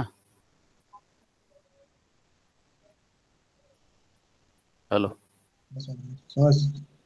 শোনা যাচ্ছে। শোনা যাচ্ছে? তাহলে আমি বলেই যাচ্ছি শুধু। শোনা যাচ্ছে। আচ্ছা, স্ট্রাকচার এন্ড ফাংশন। আচ্ছা, হ্যাঁ, ফাংশন অফ সার্কুলেটরি সিস্টেম, এটা হচ্ছে সার্কুলেটরি সিস্টেমের যে কাজগুলো রয়েছে, হ্যাঁ, কাজ থেকে কোশ্চেন কমই আসবে বেশিরভাগ। তো এখানে কাজ বলতে এখানে যেমন বলছে ট্রান্সপোর্ট অফ অক্সিজেন, অক্সিজেন পরিবহন বলছে, অর্থাৎ অক্সিজেন, কার্বন ডাই অক্সাইড, শরীরের যে নিউট্রিয়েন্টস বা পুষ্টি পদার্থ বা যে ওয়াস্ট প্রোডাক্ট গুলো রয়েছে, দূষিত পদার্থগুলো রয়েছে, সেগুলোকে আবার ট্রান্সপোর্ট করা, হ্যাঁ, বা হরমোনস গুলোকে, সেগুলোকে সঠিক জায়গায় তার পরিবহন করা, বডি টেম্পারেচারটাকে কন্ট্রোল করা ব্লাড সার্কুলেশনের ফলে, তো রক্ত জমাট বাঁধা, এই যে বিষয়গুলো, এগুলো হচ্ছে কাজ রয়েছে এখানে। কাজ থেকে কোশ্চেন কেমন আসবে সেটা বলা মুশকিল, তবুও এগুলোকে একটু দেখে রাখবে আর কি। এখানে একদম টেবিল আকারে বাংলা ইংলিশ করে লেখা আছে, অসুবিধা নেই। আচ্ছা, এখানে কয়েকটা রয়েছে যে টাইপ অফ সার্কুলেশন, এখানে টাইপ অফ সার্কুলেশন থেকেও কোশ্চেন আসতে পারে।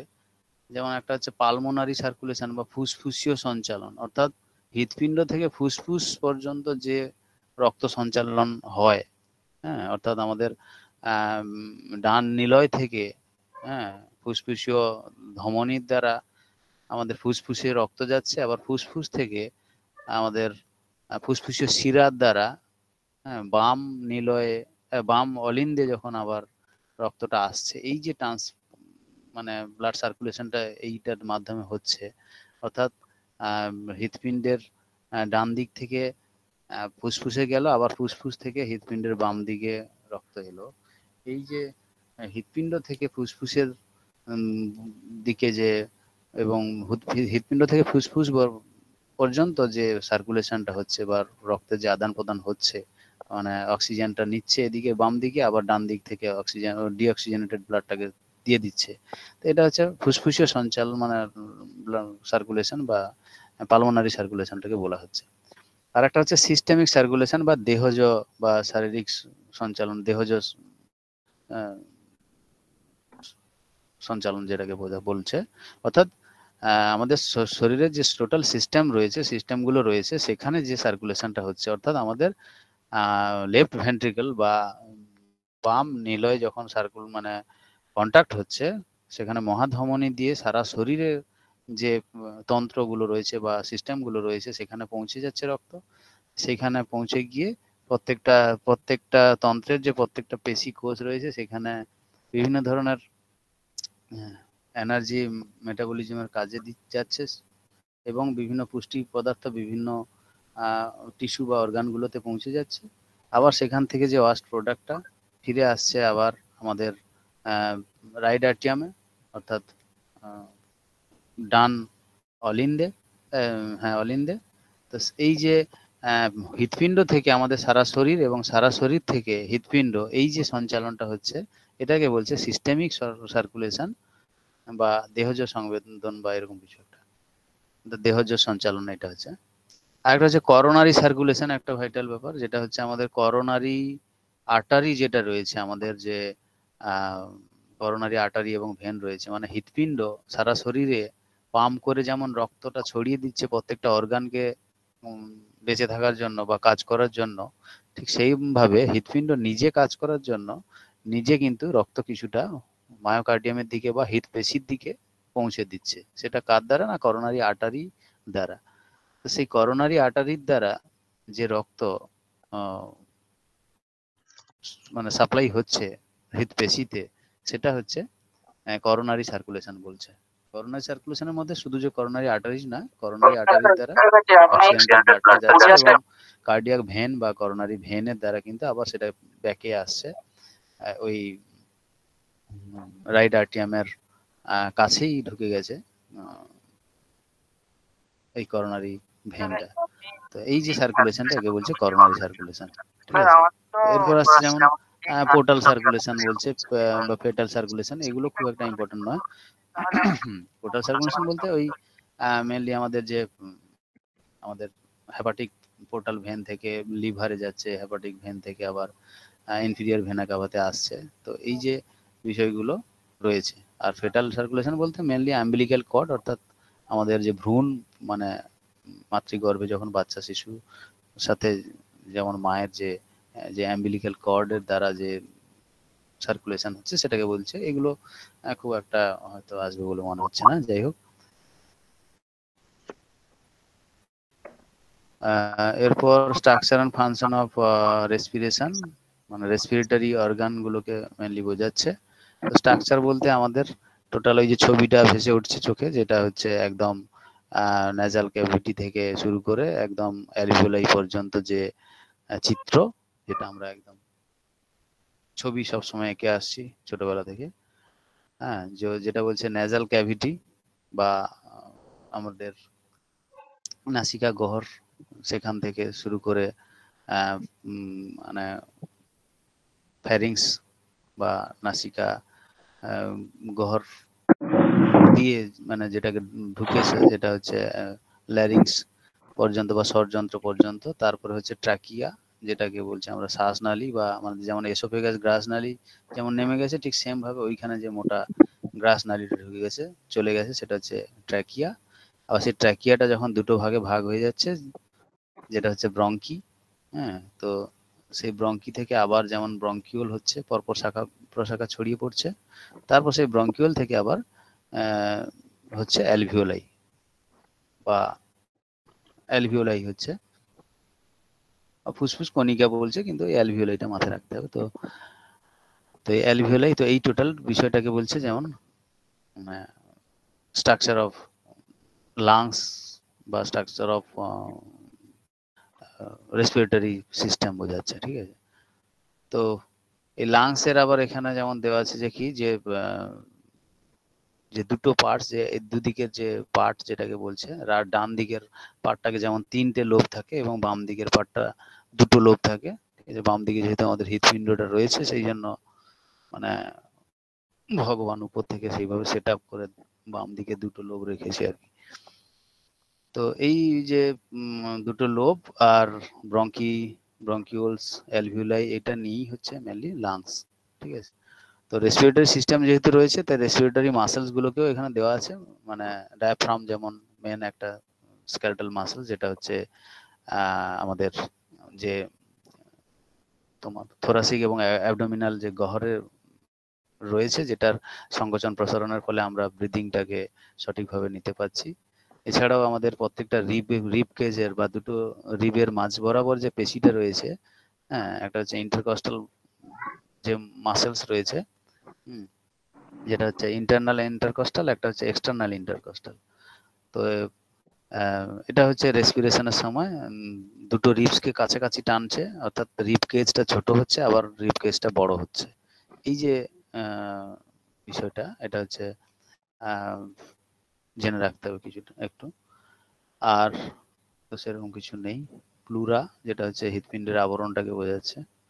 মানে পরীক্ষায় এলো যে যে লেয়ার অফ লাংস বা membrane of covering lungs is called, যে অপশন থাকলো হয়তো প্লুরা। আর ফাংশন গুলো আগে আলোচনা হয়েছে। এই যে রেসপিরেশন মেন কাজ, তার gas exchange, sound production, larynx থেকে যেমন ভোকাল কর্ড দিয়ে আমাদের আওয়াজ বেরাচ্ছে, সেটা হচ্ছে ফিল্টারেশন, অক্সিজেন সাপ্লাই। তো এগুলো একটু দেখে রাখবে। থার্মোরেগুলেশন, যেমন থার্মোরেগুলেশন একটা মেন পার্ট লাংস মানে রেসপিরেশনের, অর্থাৎ আমরা শ্বাস ছাড়ছি আবার নিচ্ছি, এর ফলে কিন্তু আমাদের শরীরের যে টেম্পারেচারটা কন্ট্রোল থাকছে, স্বাভাবিক রাখছে আমাদের এই রেসপিরেটরি অর্গান। তো সেটা একটা বিষয়। এগুলোকে এই ফাংশনগুলোকে একটু জাস্ট দেখে যাবে। আর স্ট্রাকচার গুলো থেকে মেনলি কোশ্চেন গুলো আসে। আচ্ছা, এরপর আসছি যেটা হচ্ছে যে effect of exercise on muscular system. এটা তোমরা পেশিতন্ত্রের উপর ব্যায়ামের যে প্রভাব, তো ব্যায়াম করলে পেশিতন্ত্রের উপর কি প্রভাব পড়ে, তারপর রয়েছে সার্কুলেটরি সিস্টেমের উপর কি প্রভাব পড়ে এবং রেসপিরেটরি সিস্টেমের উপর কি প্রভাব পড়ে। অর্থাৎ আমাদের এখানে জানতে হবে যে ব্যায়াম করার সাথে সাথে একটা প্রভাব পড়ে, আবার দীর্ঘদিন ব্যায়াম করার ফলে একটা প্রভাব পড়ে। অর্থাৎ একটা হচ্ছে ইমিডিয়েট ইফেক্ট বা তাৎক্ষণিক প্রভাব, আর একটা হচ্ছে লং টার্ম ইফেক্ট। তো এখানে মেনলি লং টার্ম ইফেক্টের উপরেই কিন্তু কোশ্চেন গুলো হয়তো আসার সম্ভাবনা থাকে, কারণ ইমিডিয়েট ইফেক্ট কি হয় পেশিতন্ত্রের উপর। ইমিডিয়েট ইফেক্ট যেমন কি, যেমন ফিজিক্যাল যে চেঞ্জেস গুলো হচ্ছে, যেমন ইলাস্টিসিটি বাড়ছে, পেশির টান বা মানে টোনাসিটি বাড়ছে, পেশির আয়তন বা মাসকুলার হাইপারট্রফি হচ্ছে, আর টেম্পারেচার বাড়ছে, বেশি একটা তাপমাত্রা বাড়ছে। তারপর পেশির যে মাইক্রো স্ট্রাকচার রয়েছে সেখানে যেমন বিভিন্ন চেঞ্জ হচ্ছে, আই ব্যান্ড, এই জোন, সার্কোমিয়ার, এগুলোর কিন্তু বিস্তার কমছে। এগুলো সব কিন্তু তাৎক্ষণিক প্রভাব, সঙ্গে সঙ্গে দৌড়ালাম পেশিতে এই চেঞ্জগুলো হচ্ছে। দীর্ঘমেয়াদী প্রভাবের ক্ষেত্রে মেনলি মাসেল হাইপারট্রফি, অর্থাৎ পেশির যে আয়তন বৃদ্ধি বা তার যে স্ট্রেংথ বৃদ্ধি পাচ্ছে, পেশির লেন্থ বাড়ছে, এইগুলো হচ্ছে পেশির দীর্ঘদিন ধরে যে জিম করছি পেশিটা অনেক ফুলে উঠলো, বেড়ে উঠলো, এটা হচ্ছে মাসকুলার হাইপারট্রফি বা মাসেল হাইপারট্রফি। ঠিক আছে, তারপর হচ্ছে increase muscle strength, improve muscle endurance. হ্যাঁ, এগুলো সব হচ্ছে দীর্ঘমেয়াদী প্রভাবগুলো এখানে মেনলি দেওয়া আছে। হ্যাঁ, পেশির টান বা টোন বৃদ্ধি পাচ্ছে, হ্যাঁ, বেটার কোঅর্ডিনেশন,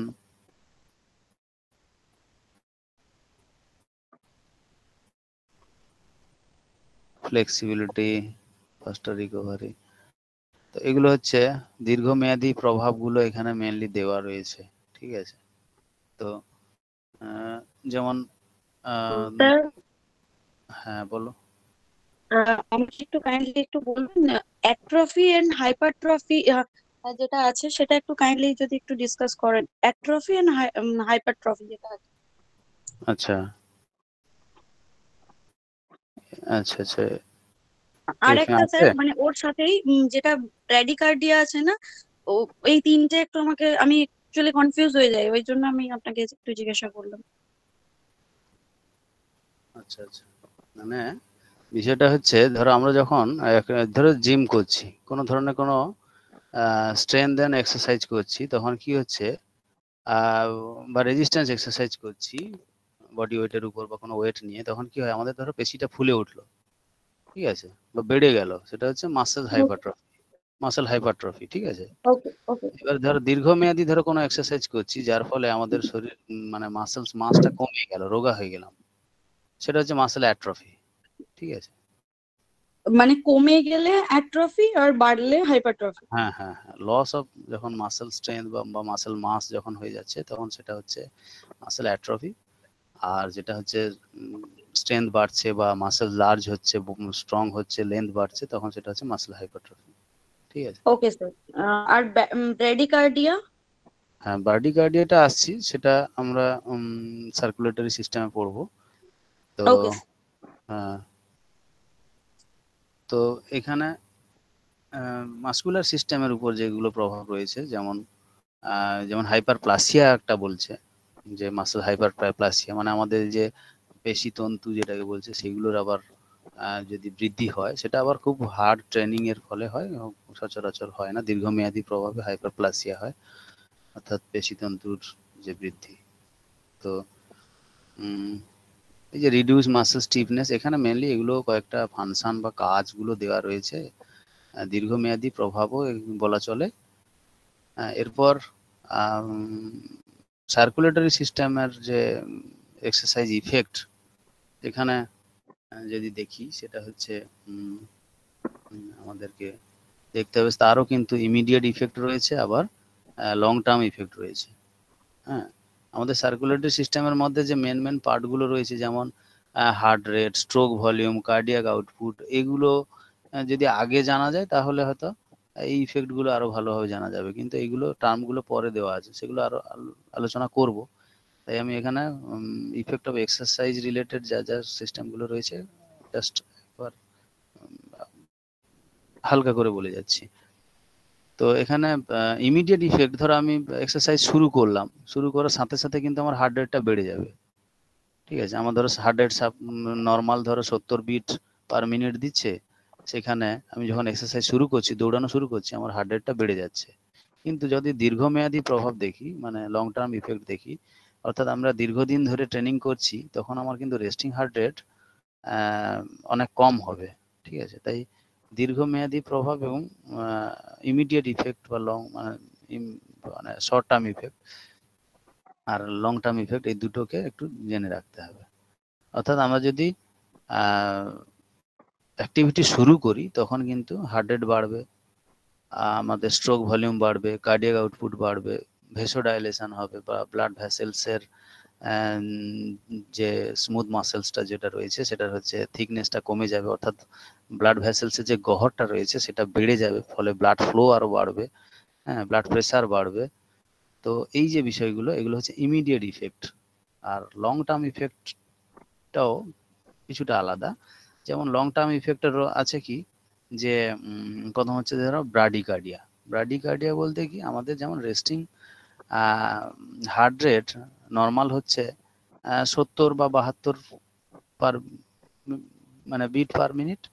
এবার সেটা ব্রাডিকার্ডিয়া বলতে, আমরা যদি দীর্ঘদিন ট্রেনিং করি তার ফলে কি হয়, মানে যারা অ্যাথলিট হয় দেখবে তাদের হচ্ছে কিন্তু ব্রাডিকার্ডিয়া রয়েছে, অর্থাৎ তাদের কিন্তু হার্ট রেটটা, অর্থাৎ 1 মিনিটে তাদের হার্ট বিট দেয় প্রায় 60-এর নিচে, বা অনেকের 50 মানুষের থেকে 60-এর এইরকম হচ্ছে হার্ট বিট দেয়, অর্থাৎ তাদের স্ট্রোক ভলিউমটা তখন আবার বেশি হবে।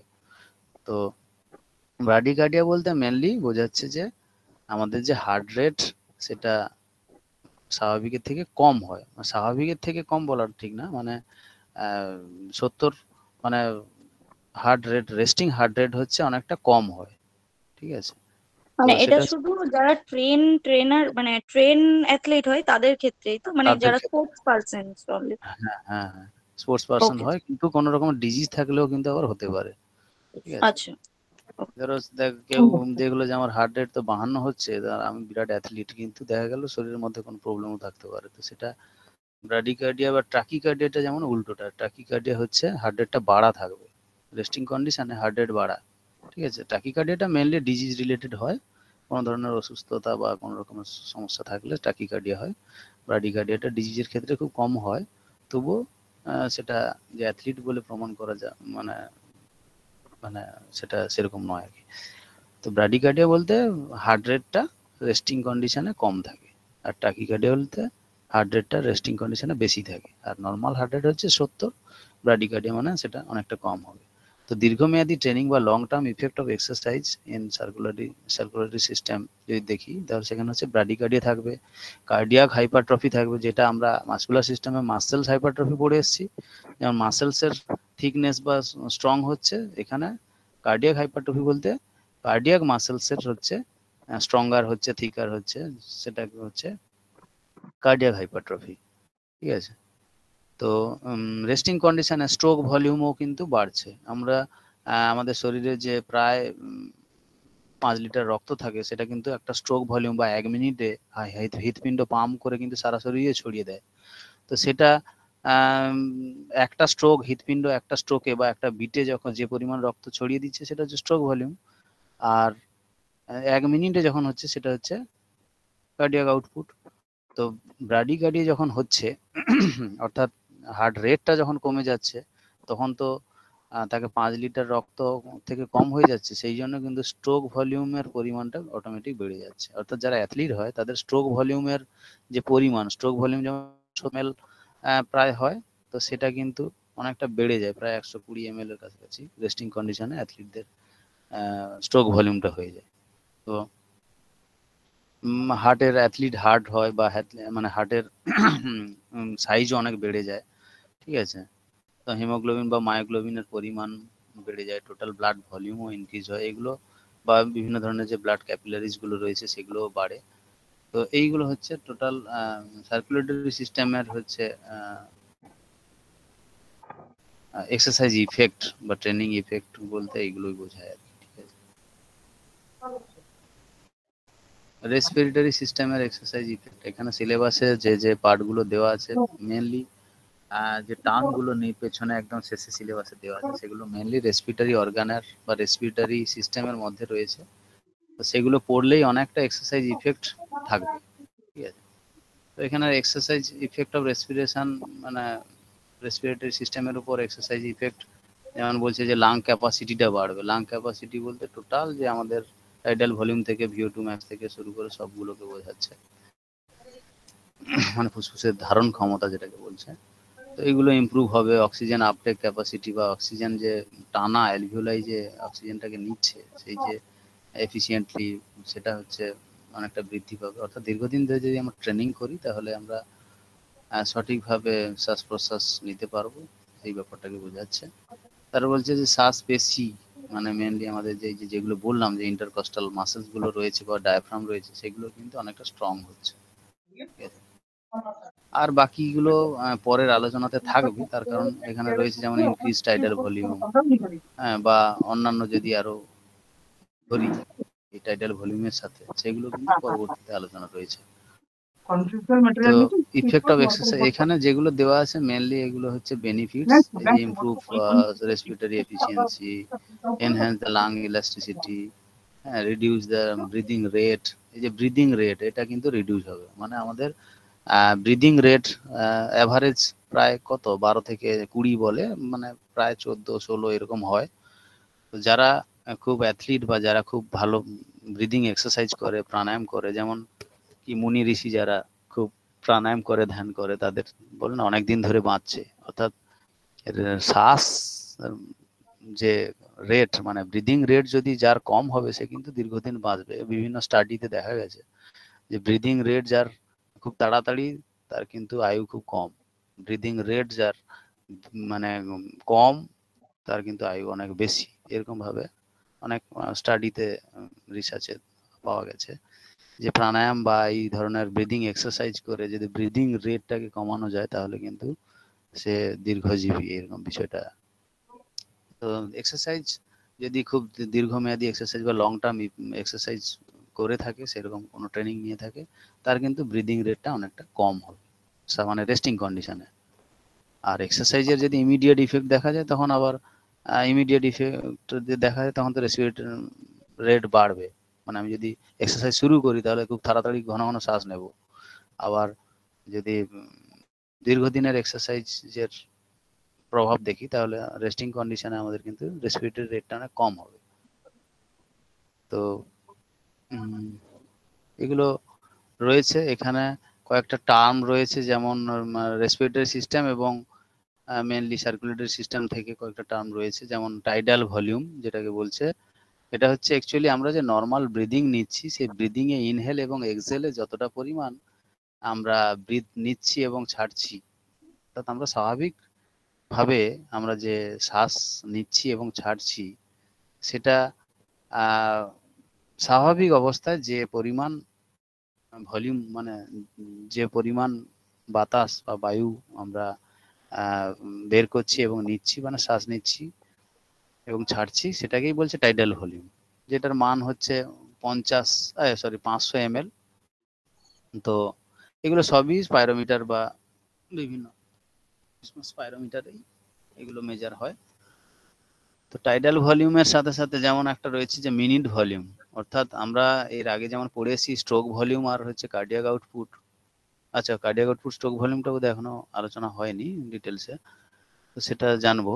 তো টাইডাল ভলিউমটা হচ্ছে আমরা স্বাভাবিক অবস্থায় রেস্টিং কন্ডিশনে আমরা এই যে শ্বাসটা নিচ্ছি এবং ছাড়ছি এটার যে মানটা, যেটা হচ্ছে প্রায় অ্যাভারেজ মানে 500 ml বলা হচ্ছে অ্যাডাল্টদের ক্ষেত্রে। তো সেটাকে বলছে টাইডাল ভলিউম। তো এই মানটাকে জেনে রাখতে, হ্যাঁ স্যার বায়ুটা মানে নিচ্ছি আর ছাড়ছি দুটো মিলেই যোগ করেই কি এটা হবে? হ্যাঁ দুটো নিয়ে আর thank you. Inhale exhale during the single normal breathing, ঠিক আছে। At rest okay sir. মানে রেস্টিং কন্ডিশনেই হতে হবে, কারণ স্বাভাবিক তো হতে হলে সেটা রেস্টিং কন্ডিশনে হতে হবে, কারণ আমি যদি এক্সারসাইজ করি এক্সারসাইজের ইন্টেন্সিটি কেমন আছে না আছে সেটা তো হবে না। টাইডাল ভলিউমটা সবসময়ের জন্য রেস্টিং কন্ডিশনে মেজার হয়, ঠিক আছে। তো এটা হচ্ছে টাইডাল ভলিউম গেল। আর আচ্ছা, এখানে একসাথে সবগুলো দেওয়া আছে। লাং ভলিউমটা যেটা বলছে, লাং ভলিউম অর্থাৎ আমাদের টাইডাল ভলিউমটা জানলাম যে স্বাভাবিক ভাবে inhale and exhale resting condition. আর একটা হচ্ছে ইন্সপিরেটরি রিজার্ভ ভলিউম, অর্থাৎ ইন্সপিরেটরি রিজার্ভ ভলিউম বলতে কি আমরা হচ্ছে এই যে টাইডাল ভলিউমটা মানে স্বাভাবিকভাবে নিচ্ছি আর ছাড়ছি, এটা হচ্ছে টাইডাল ভলিউম। আর এই স্বাভাবিকভাবে মানে শ্বাস নেওয়ার পরেও অতিরিক্ত বায়ু যখন আমরা গ্রহণ করব, অর্থাৎ কি হবে, ধরো আমরা শ্বাসটা এই যে স্বাভাবিক নিচ্ছি যতটা, আবার ছাড়ছি যতটা, এই নেওয়া যতটা স্বাভাবিক নিলাম তার থেকেও আমি যখন জোরে একটা ডিপ ব্রিথ নেব, তখন খুব জোরে ধরো একটা ডিপ ব্রিথ নিলাম, তখন আমরা স্বাভাবিকের থেকে যতটা বেশি নিলাম সেটাই হচ্ছে কিন্তু ইন্সপিরেটরি রিজার্ভ ভলিউম। অর্থাৎ আমরা স্বাভাবিক যে 500 ml নিচ্ছি এবং ছাড়ছি তার থেকেও আমরা যদি খুব ডিপ ব্রিথ নিই, এই ব্রিথ ইনটা যখন হচ্ছে সেই বা ইনহেল যখন হচ্ছে, হ্যাঁ এটাকে বলছে কি ইনহেল আফটার নর্মাল ইনহেলেশন, অর্থাৎ যে অতিরিক্ত শ্বাসটাকে আমরা গ্রহণ করছি সেটা হচ্ছে কিন্তু ইন্সপিরেটরি রিজার্ভ ভলিউম, ঠিক আছে। এক্সপিরেটরি রিজার্ভ ভলিউম হচ্ছে তার ঠিক উল্টোটা, মানে যখন আমরা ছাড়ছি, অর্থাৎ টাইডাল ভলিউমের সময় যখন স্বাভাবিক আমরা শ্বাস ছাড়ছি তার থেকে অতিরিক্ত যখন শ্বাসটা আমি ছাড়লাম সেটা হচ্ছে এক্সপিরেটরি রিজার্ভ ভলিউম। আর রেসিডুয়াল ভলিউম হচ্ছে কি না মানে এই ইন্সপিরেটরি এবং এক্সপিরেটরি রিজার্ভ ভলিউমের থেকেও যখন অতিরিক্ত মানে এক্সপিরেটরি রিজার্ভ ভলিউম, অর্থাৎ আমরা যখন শ্বাসটাকে বলপূর্বকভাবে জোরে ছেড়ে দিলাম তারপরেও কিন্তু কিছুটা পরিমাণ বায়ু আমাদের লাংসে থেকে যাচ্ছে, পুরো বেরিয়ে যাচ্ছে না, বেরিয়ে গেলে তো শেষ। তো সেই যে থেকে যাচ্ছে যে পরিমাণ বায়ুটা সেটা হচ্ছে রেসিডুয়াল ভলিউম। আর এরপর আছে ভাইটাল ক্যাপাসিটি, এগুলো প্রত্যেকটা মান এখানে দেওয়া আছে। যেমন ইন্সপিরেটরি রিজার্ভ ভলিউমটার পরিমাণটা কিন্তু বেশি, 2500 থেকে 3000 ml, অর্থাৎ আমরা ডিপ ইনহেলটা কিন্তু খুব জোরে নিচ্ছি, তারপর ছাড়ছি তখন দেখা যায় বাতাস বেরাচ্ছে না, কিন্তু সেটাকে বলে যে প্রাণায়ামে বলে যে ওইটাকেই ধীরে ধীরে ছাড়তে হয়, কিন্তু কম 1000 থেকে 1200 ml হচ্ছে। আর কিছুটা রেসিডুয়াল ভলিউম আবার থেকে যাচ্ছে 1200। আর ভাইটাল ক্যাপাসিটিটা আমাদের প্রাপ্তবয়স্কদের প্রায় 4000 থেকে 5000 ml।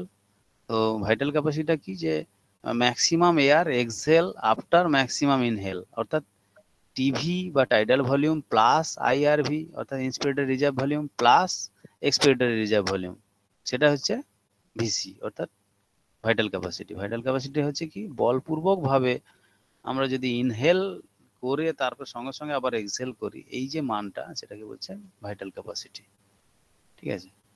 তো এবার এখানে টোটাল লাং ক্যাপাসিটি টিএলসি যেটা বলছে যে মানে ওই ভিসি প্লাস রেসিডুয়াল ভলিউম, অর্থাৎ যেটা থেকে যাচ্ছে সেটা আমার টোটাল যে বায়ুটাকে বলা হচ্ছে টোটাল লাং ক্যাপাসিটি আর কি।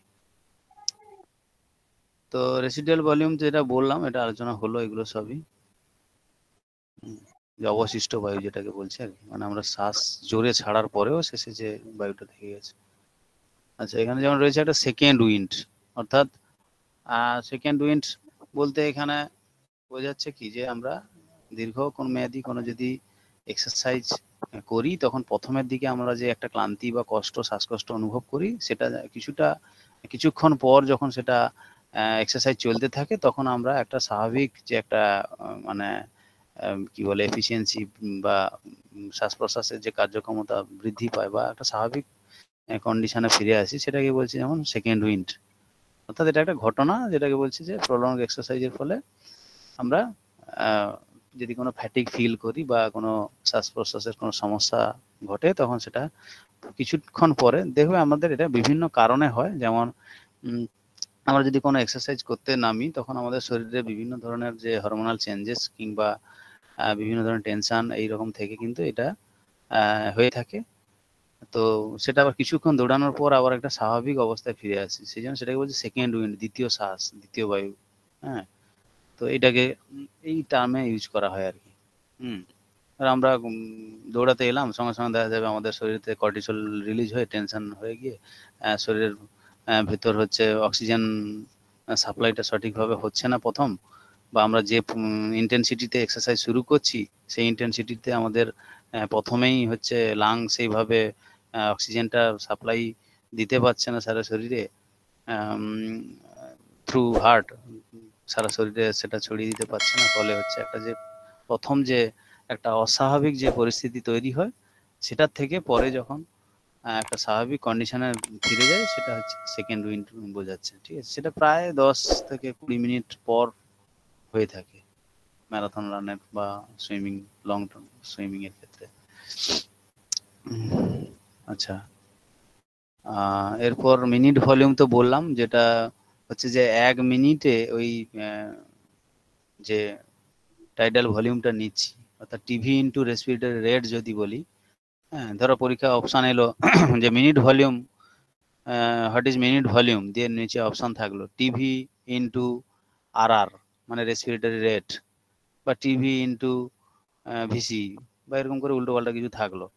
অর্থাৎ টাইডাল ভলিউম মানে আমরা স্বাভাবিক যে শ্বাস প্রশ্বাস নিচ্ছি সেটা 1 মিনিটে তার যে পরিমাণটা সেটাকে বলছে মিনিট ভেন্টিলেশন।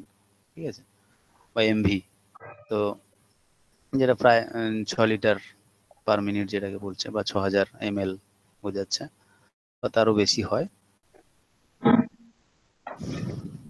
আচ্ছা, রেসপিরেটরি যে প্যারামিটারস তো আলোচনা হয়েছে, ভাইটাল ক্যাপাসিটি হয়ে গেছে আলোচনা, রেসপিরেটরি রেট। আচ্ছা, লাং ভলিউম গুলো প্রায় হয়ে গেল। এবার অ্যাথলেটিক হার্ট বা খেলোয়াড়ের যে হৃৎপিণ্ড বোঝাচ্ছে, এখানে মেনলি ওই ব্রাডিকার্ডিয়া, হ্যাঁ, বা কার্ডিয়াক হাইপারট্রফি, অর্থাৎ হৃৎপিণ্ডের যে সাইজ বড় হচ্ছে, তার যে থিকনেস বাড়ছে, তার যে লেফট ভেন্ট্রিকেলের সাইজ বাড়ছে, হ্যাঁ, ব্রাডিকার্ডিয়া প্রাপ্ত হচ্ছে, অর্থাৎ দীর্ঘমেয়াদী এক্সারসাইজের ফলে সেই দীর্ঘমেয়াদী এক্সারসাইজ বা খুব ইন্টেন্সিভ এক্সারসাইজের জন্য হৃৎপিণ্ড যে একটা অ্যাডাপ্ট হচ্ছে বা প্রস্তুত হচ্ছে বা তৈরি হচ্ছে, তার যে পরিবর্তন হচ্ছে সেটাকেই বলছে মেনলি অ্যাথলেটিক হার্ট বোঝাচ্ছে। এখানে এই টার্মগুলোকে মাথায় রাখতে হবে যে অ্যাথলেটিক হার্টে কি কি কাজ হচ্ছে। এখানে যেমন কার্ডিয়াক হাইপারট্রফি রয়েছে, ব্রাডিকার্ডিয়া রয়েছে, হ্যাঁ, মানে long term effect of cardiac যদি হয় সেগুলো হচ্ছে অ্যাথলেটিক হার্ট হবে, অর্থাৎ দীর্ঘমেয়াদী ট্রেনিং এর ফলে হৃৎপিণ্ডের যে আকার আকৃতি এবং তার যে শক্তি বৃদ্ধি পাচ্ছে সেটাই হচ্ছে অ্যাথলেটিক হার্ট হিসেবে বোঝাচ্ছে। আচ্ছা, এবার আসছে স্ট্রোক ভলিউম। স্ট্রোক ভলিউম হচ্ছে কি, যে ভলিউম মানে স্ট্রোক ভলিউম, অর্থাৎ volume of blood pumped by the left ventricle in one stroke, অর্থাৎ একটা স্ট্রোকে বা একটা বিটে হৃৎপিণ্ড যে পরিমাণ রক্ত সারা শরীরে ছড়িয়ে দিচ্ছে লেফট ভেন্ট্রিকল থেকে, হ্যাঁ, তো সেটাকেই বলছে স্ট্রোক ভলিউম। এটা হচ্ছে প্রায় 70 ml একটা স্বাভাবিক ব্যক্তির ক্ষেত্রে রেস্টিং কন্ডিশনে। অ্যাথলিটদের সেটা আবার অনেকটা বেশি হয়।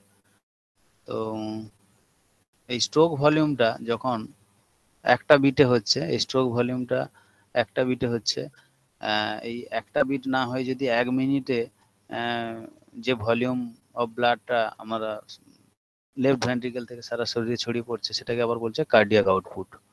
তো কার্ডিয়াক আউটপুট যদি বলা হয় যে হোয়াট ইজ কার্ডিয়াক আউটপুট দিয়ে নিচে হয়তো অপশন থাকলো যে এই যে CO equal to SV into HR, অর্থাৎ stroke volume into heart rate, তাহলে এইটাই উত্তর হবে, আর অন্য কিছু হবে না। অর্থাৎ হার্ট রেট মানে কি 1 মিনিটে কতবার বিট দিচ্ছে, আর স্ট্রোক ভলিউম হচ্ছে কি একটা বিটে কতটা ভলিউম অফ ব্লাড সারা শরীরে ছড়িয়ে পড়ছে, মানে হৃৎপিণ্ডের লেফট ভেন্ট্রিকল দ্বারা। আর কার্ডিয়াক আউটপুট কি 1 মিনিটে কতটা রক্ত হৃৎপিণ্ড সারা শরীরে ছড়িয়ে দিচ্ছে রক্ত। তো সেই জন্য এখানে কার্ডিয়াক আউটপুট ইকুয়াল টু হচ্ছে stroke volume into heart rate. এটা ফর্মুলা, এটা বুঝতে হবে বিষয়টা। আর এর মানগুলো একটু জেনে নিতে হবে। স্বাভাবিক যেমন প্রায় 5 লিটার পর্যন্ত রক্ত সারা শরীরে ছড়িয়ে পড়ে, অর্থাৎ সেটা 1 মিনিটে, সেটা হচ্ছে কার্ডিয়াক আউটপুট। তো এইগুলো হচ্ছে বিষয়, আর তো বিশেষ কিছু নেই বোধহয়। আচ্ছা, অক্সিজেন ডেপথ রয়েছে, যেমন অক্সিজেন ডেপথটা কি, যে আমরা যদি দীর্ঘমেয়াদী মানে কোনো যদি এক্সারসাইজ করি, এক্সারসাইজের ঠিক পরে আফটার এক্সারসাইজ যদি আমাদের যে অক্সিজেনের যে একটা ডেফিসিয়েন্সি ঘটে বা কমছে, মানে প্রয়োজন পড়ছে, অর্থাৎ সেটা কি কিভাবে প্রয়োজন পড়তে, ধরো আমরা দীর্ঘ একটা এক্সারসাইজ করছি, করার ঠিক পরে পরে আমরা যে পরিমাণে অ্যাক্টিভিটি করছি, সেই অ্যাক্টিভিটি যেটাকে বলছে অক্সিজেন ঋণ আর কি, মানে ব্যায়ামের পরে হচ্ছে আমরা আগের অবস্থায় ফিরে যাওয়ার জন্য যে পরিমাণে অক্সিজেন প্রয়োজন হয়, অর্থাৎ আমাদের যে ল্যাকটিক অ্যাসিড জমে গেছে সেটাকে সরাতে হবে, হ্যাঁ, কোষে কোষে রক্তকে পৌঁছে দিতে হবে, অর্থাৎ এতক্ষণ এক্সারসাইজ করার পরে পেশিগুলো সেই পর্যায়ে নেই, বা ব্লাড সার্কুলেশনটাও সেইভাবে হচ্ছে না। তো এই যে সময়টাতে যখন অক্সিজেনের যে ঘাটতি দেখা দিচ্ছে, সেই পূর্বের অবস্থায় ফিরে যাওয়ার জন্য অক্সিজেনের যে প্রয়োজন হচ্ছে অথচ সেটা পাচ্ছে না, সেই অক্সিজেনের ঘাটতিটাকেই বলছে অ্যাকচুয়ালি অক্সিজেন ঋণ বা অক্সিজেন ডেপথ। সেটা আফটার এক্সারসাইজ হয়, হ্যাঁ, যেটা হচ্ছে অক্সিজেন ডেপথ বলা হচ্ছে। তো এখানে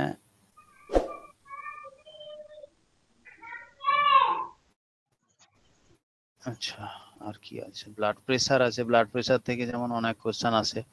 ব্লাড প্রেসার হচ্ছে কি, যে পার্শিয়াল প্রেসারটাকে বোঝাচ্ছে ব্লাড ভেসেলসে যে হার্ট পাম্প করছে, এবার ব্লাড ভেসেলসে যে একটা প্রেসার হচ্ছে, পার্শিয়াল প্রেসার হচ্ছে, সেটা হচ্ছে ব্লাড প্রেসার। ব্লাড প্রেসারটাকে যেমন আমাদের 4 ধরনের মেনলি থাকে, একটা হচ্ছে সিস্টোলিক ব্লাড প্রেসার, একটা হচ্ছে ডায়াস্টোলিক, একটা হচ্ছে পালস প্রেসার, একটা হচ্ছে মিন প্রেসার। তো সিস্টোলিকটা কি, আমরা যখন হৃৎপিণ্ড সংকুচিত হচ্ছে যখন, তখন যে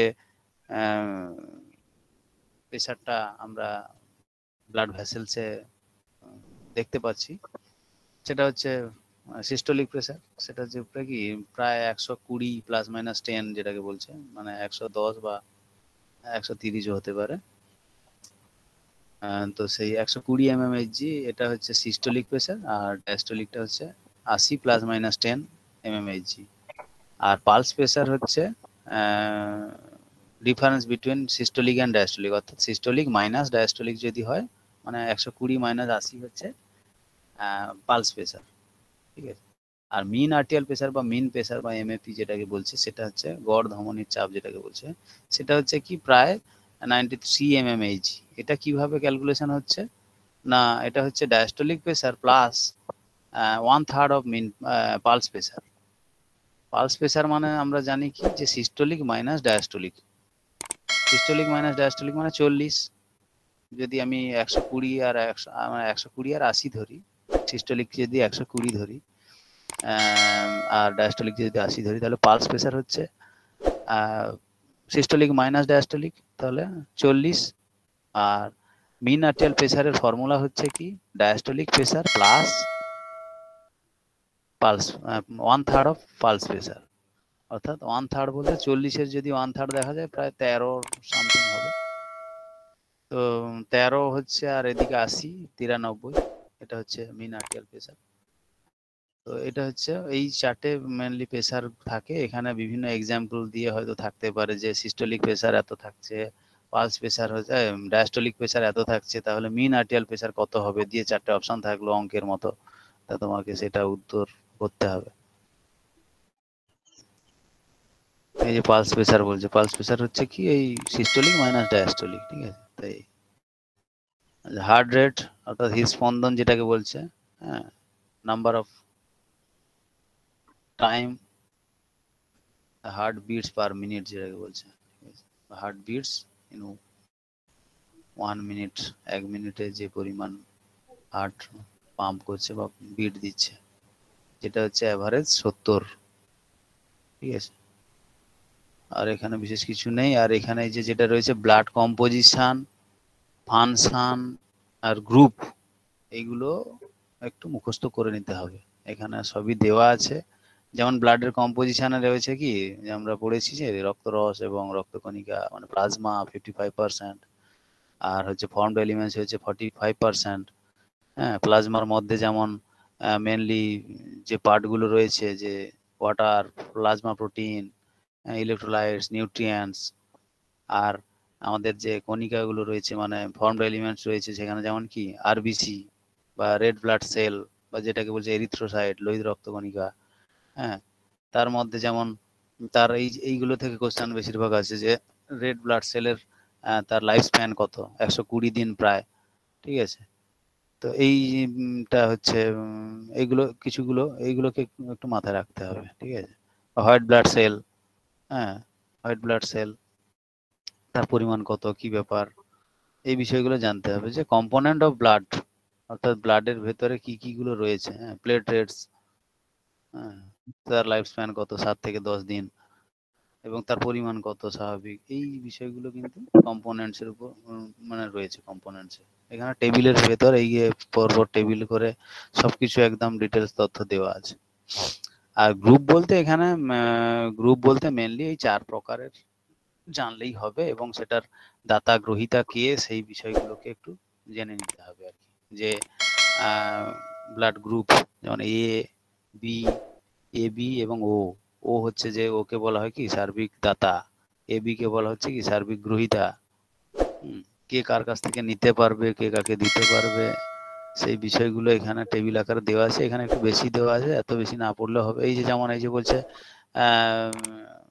গ্রহণকারী এ বি, এ বি ও, এবার কার কার কাছ থেকে নিতে পারবে, এ যেমন ও যেহেতু সার্বিক দাতা তাহলে ওর কাছ থেকেও নিতে পারবে এবং এর কাছ থেকেও নিতে পারবে। বি যেমন বির কাছ থেকে তো নেবেই, আবার ওর কাছ থেকেও নেবে।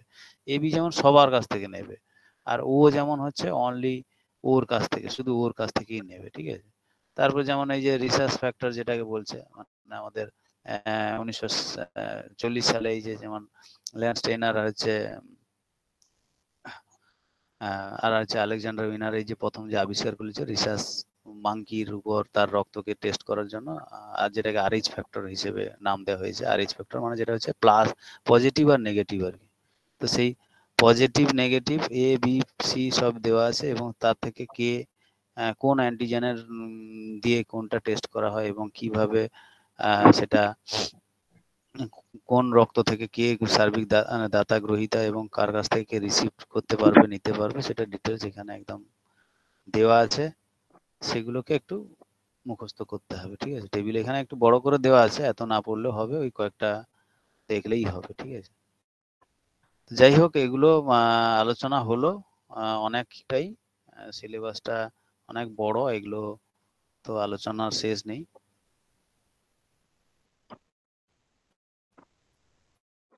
আচ্ছা, শোনা গেছে?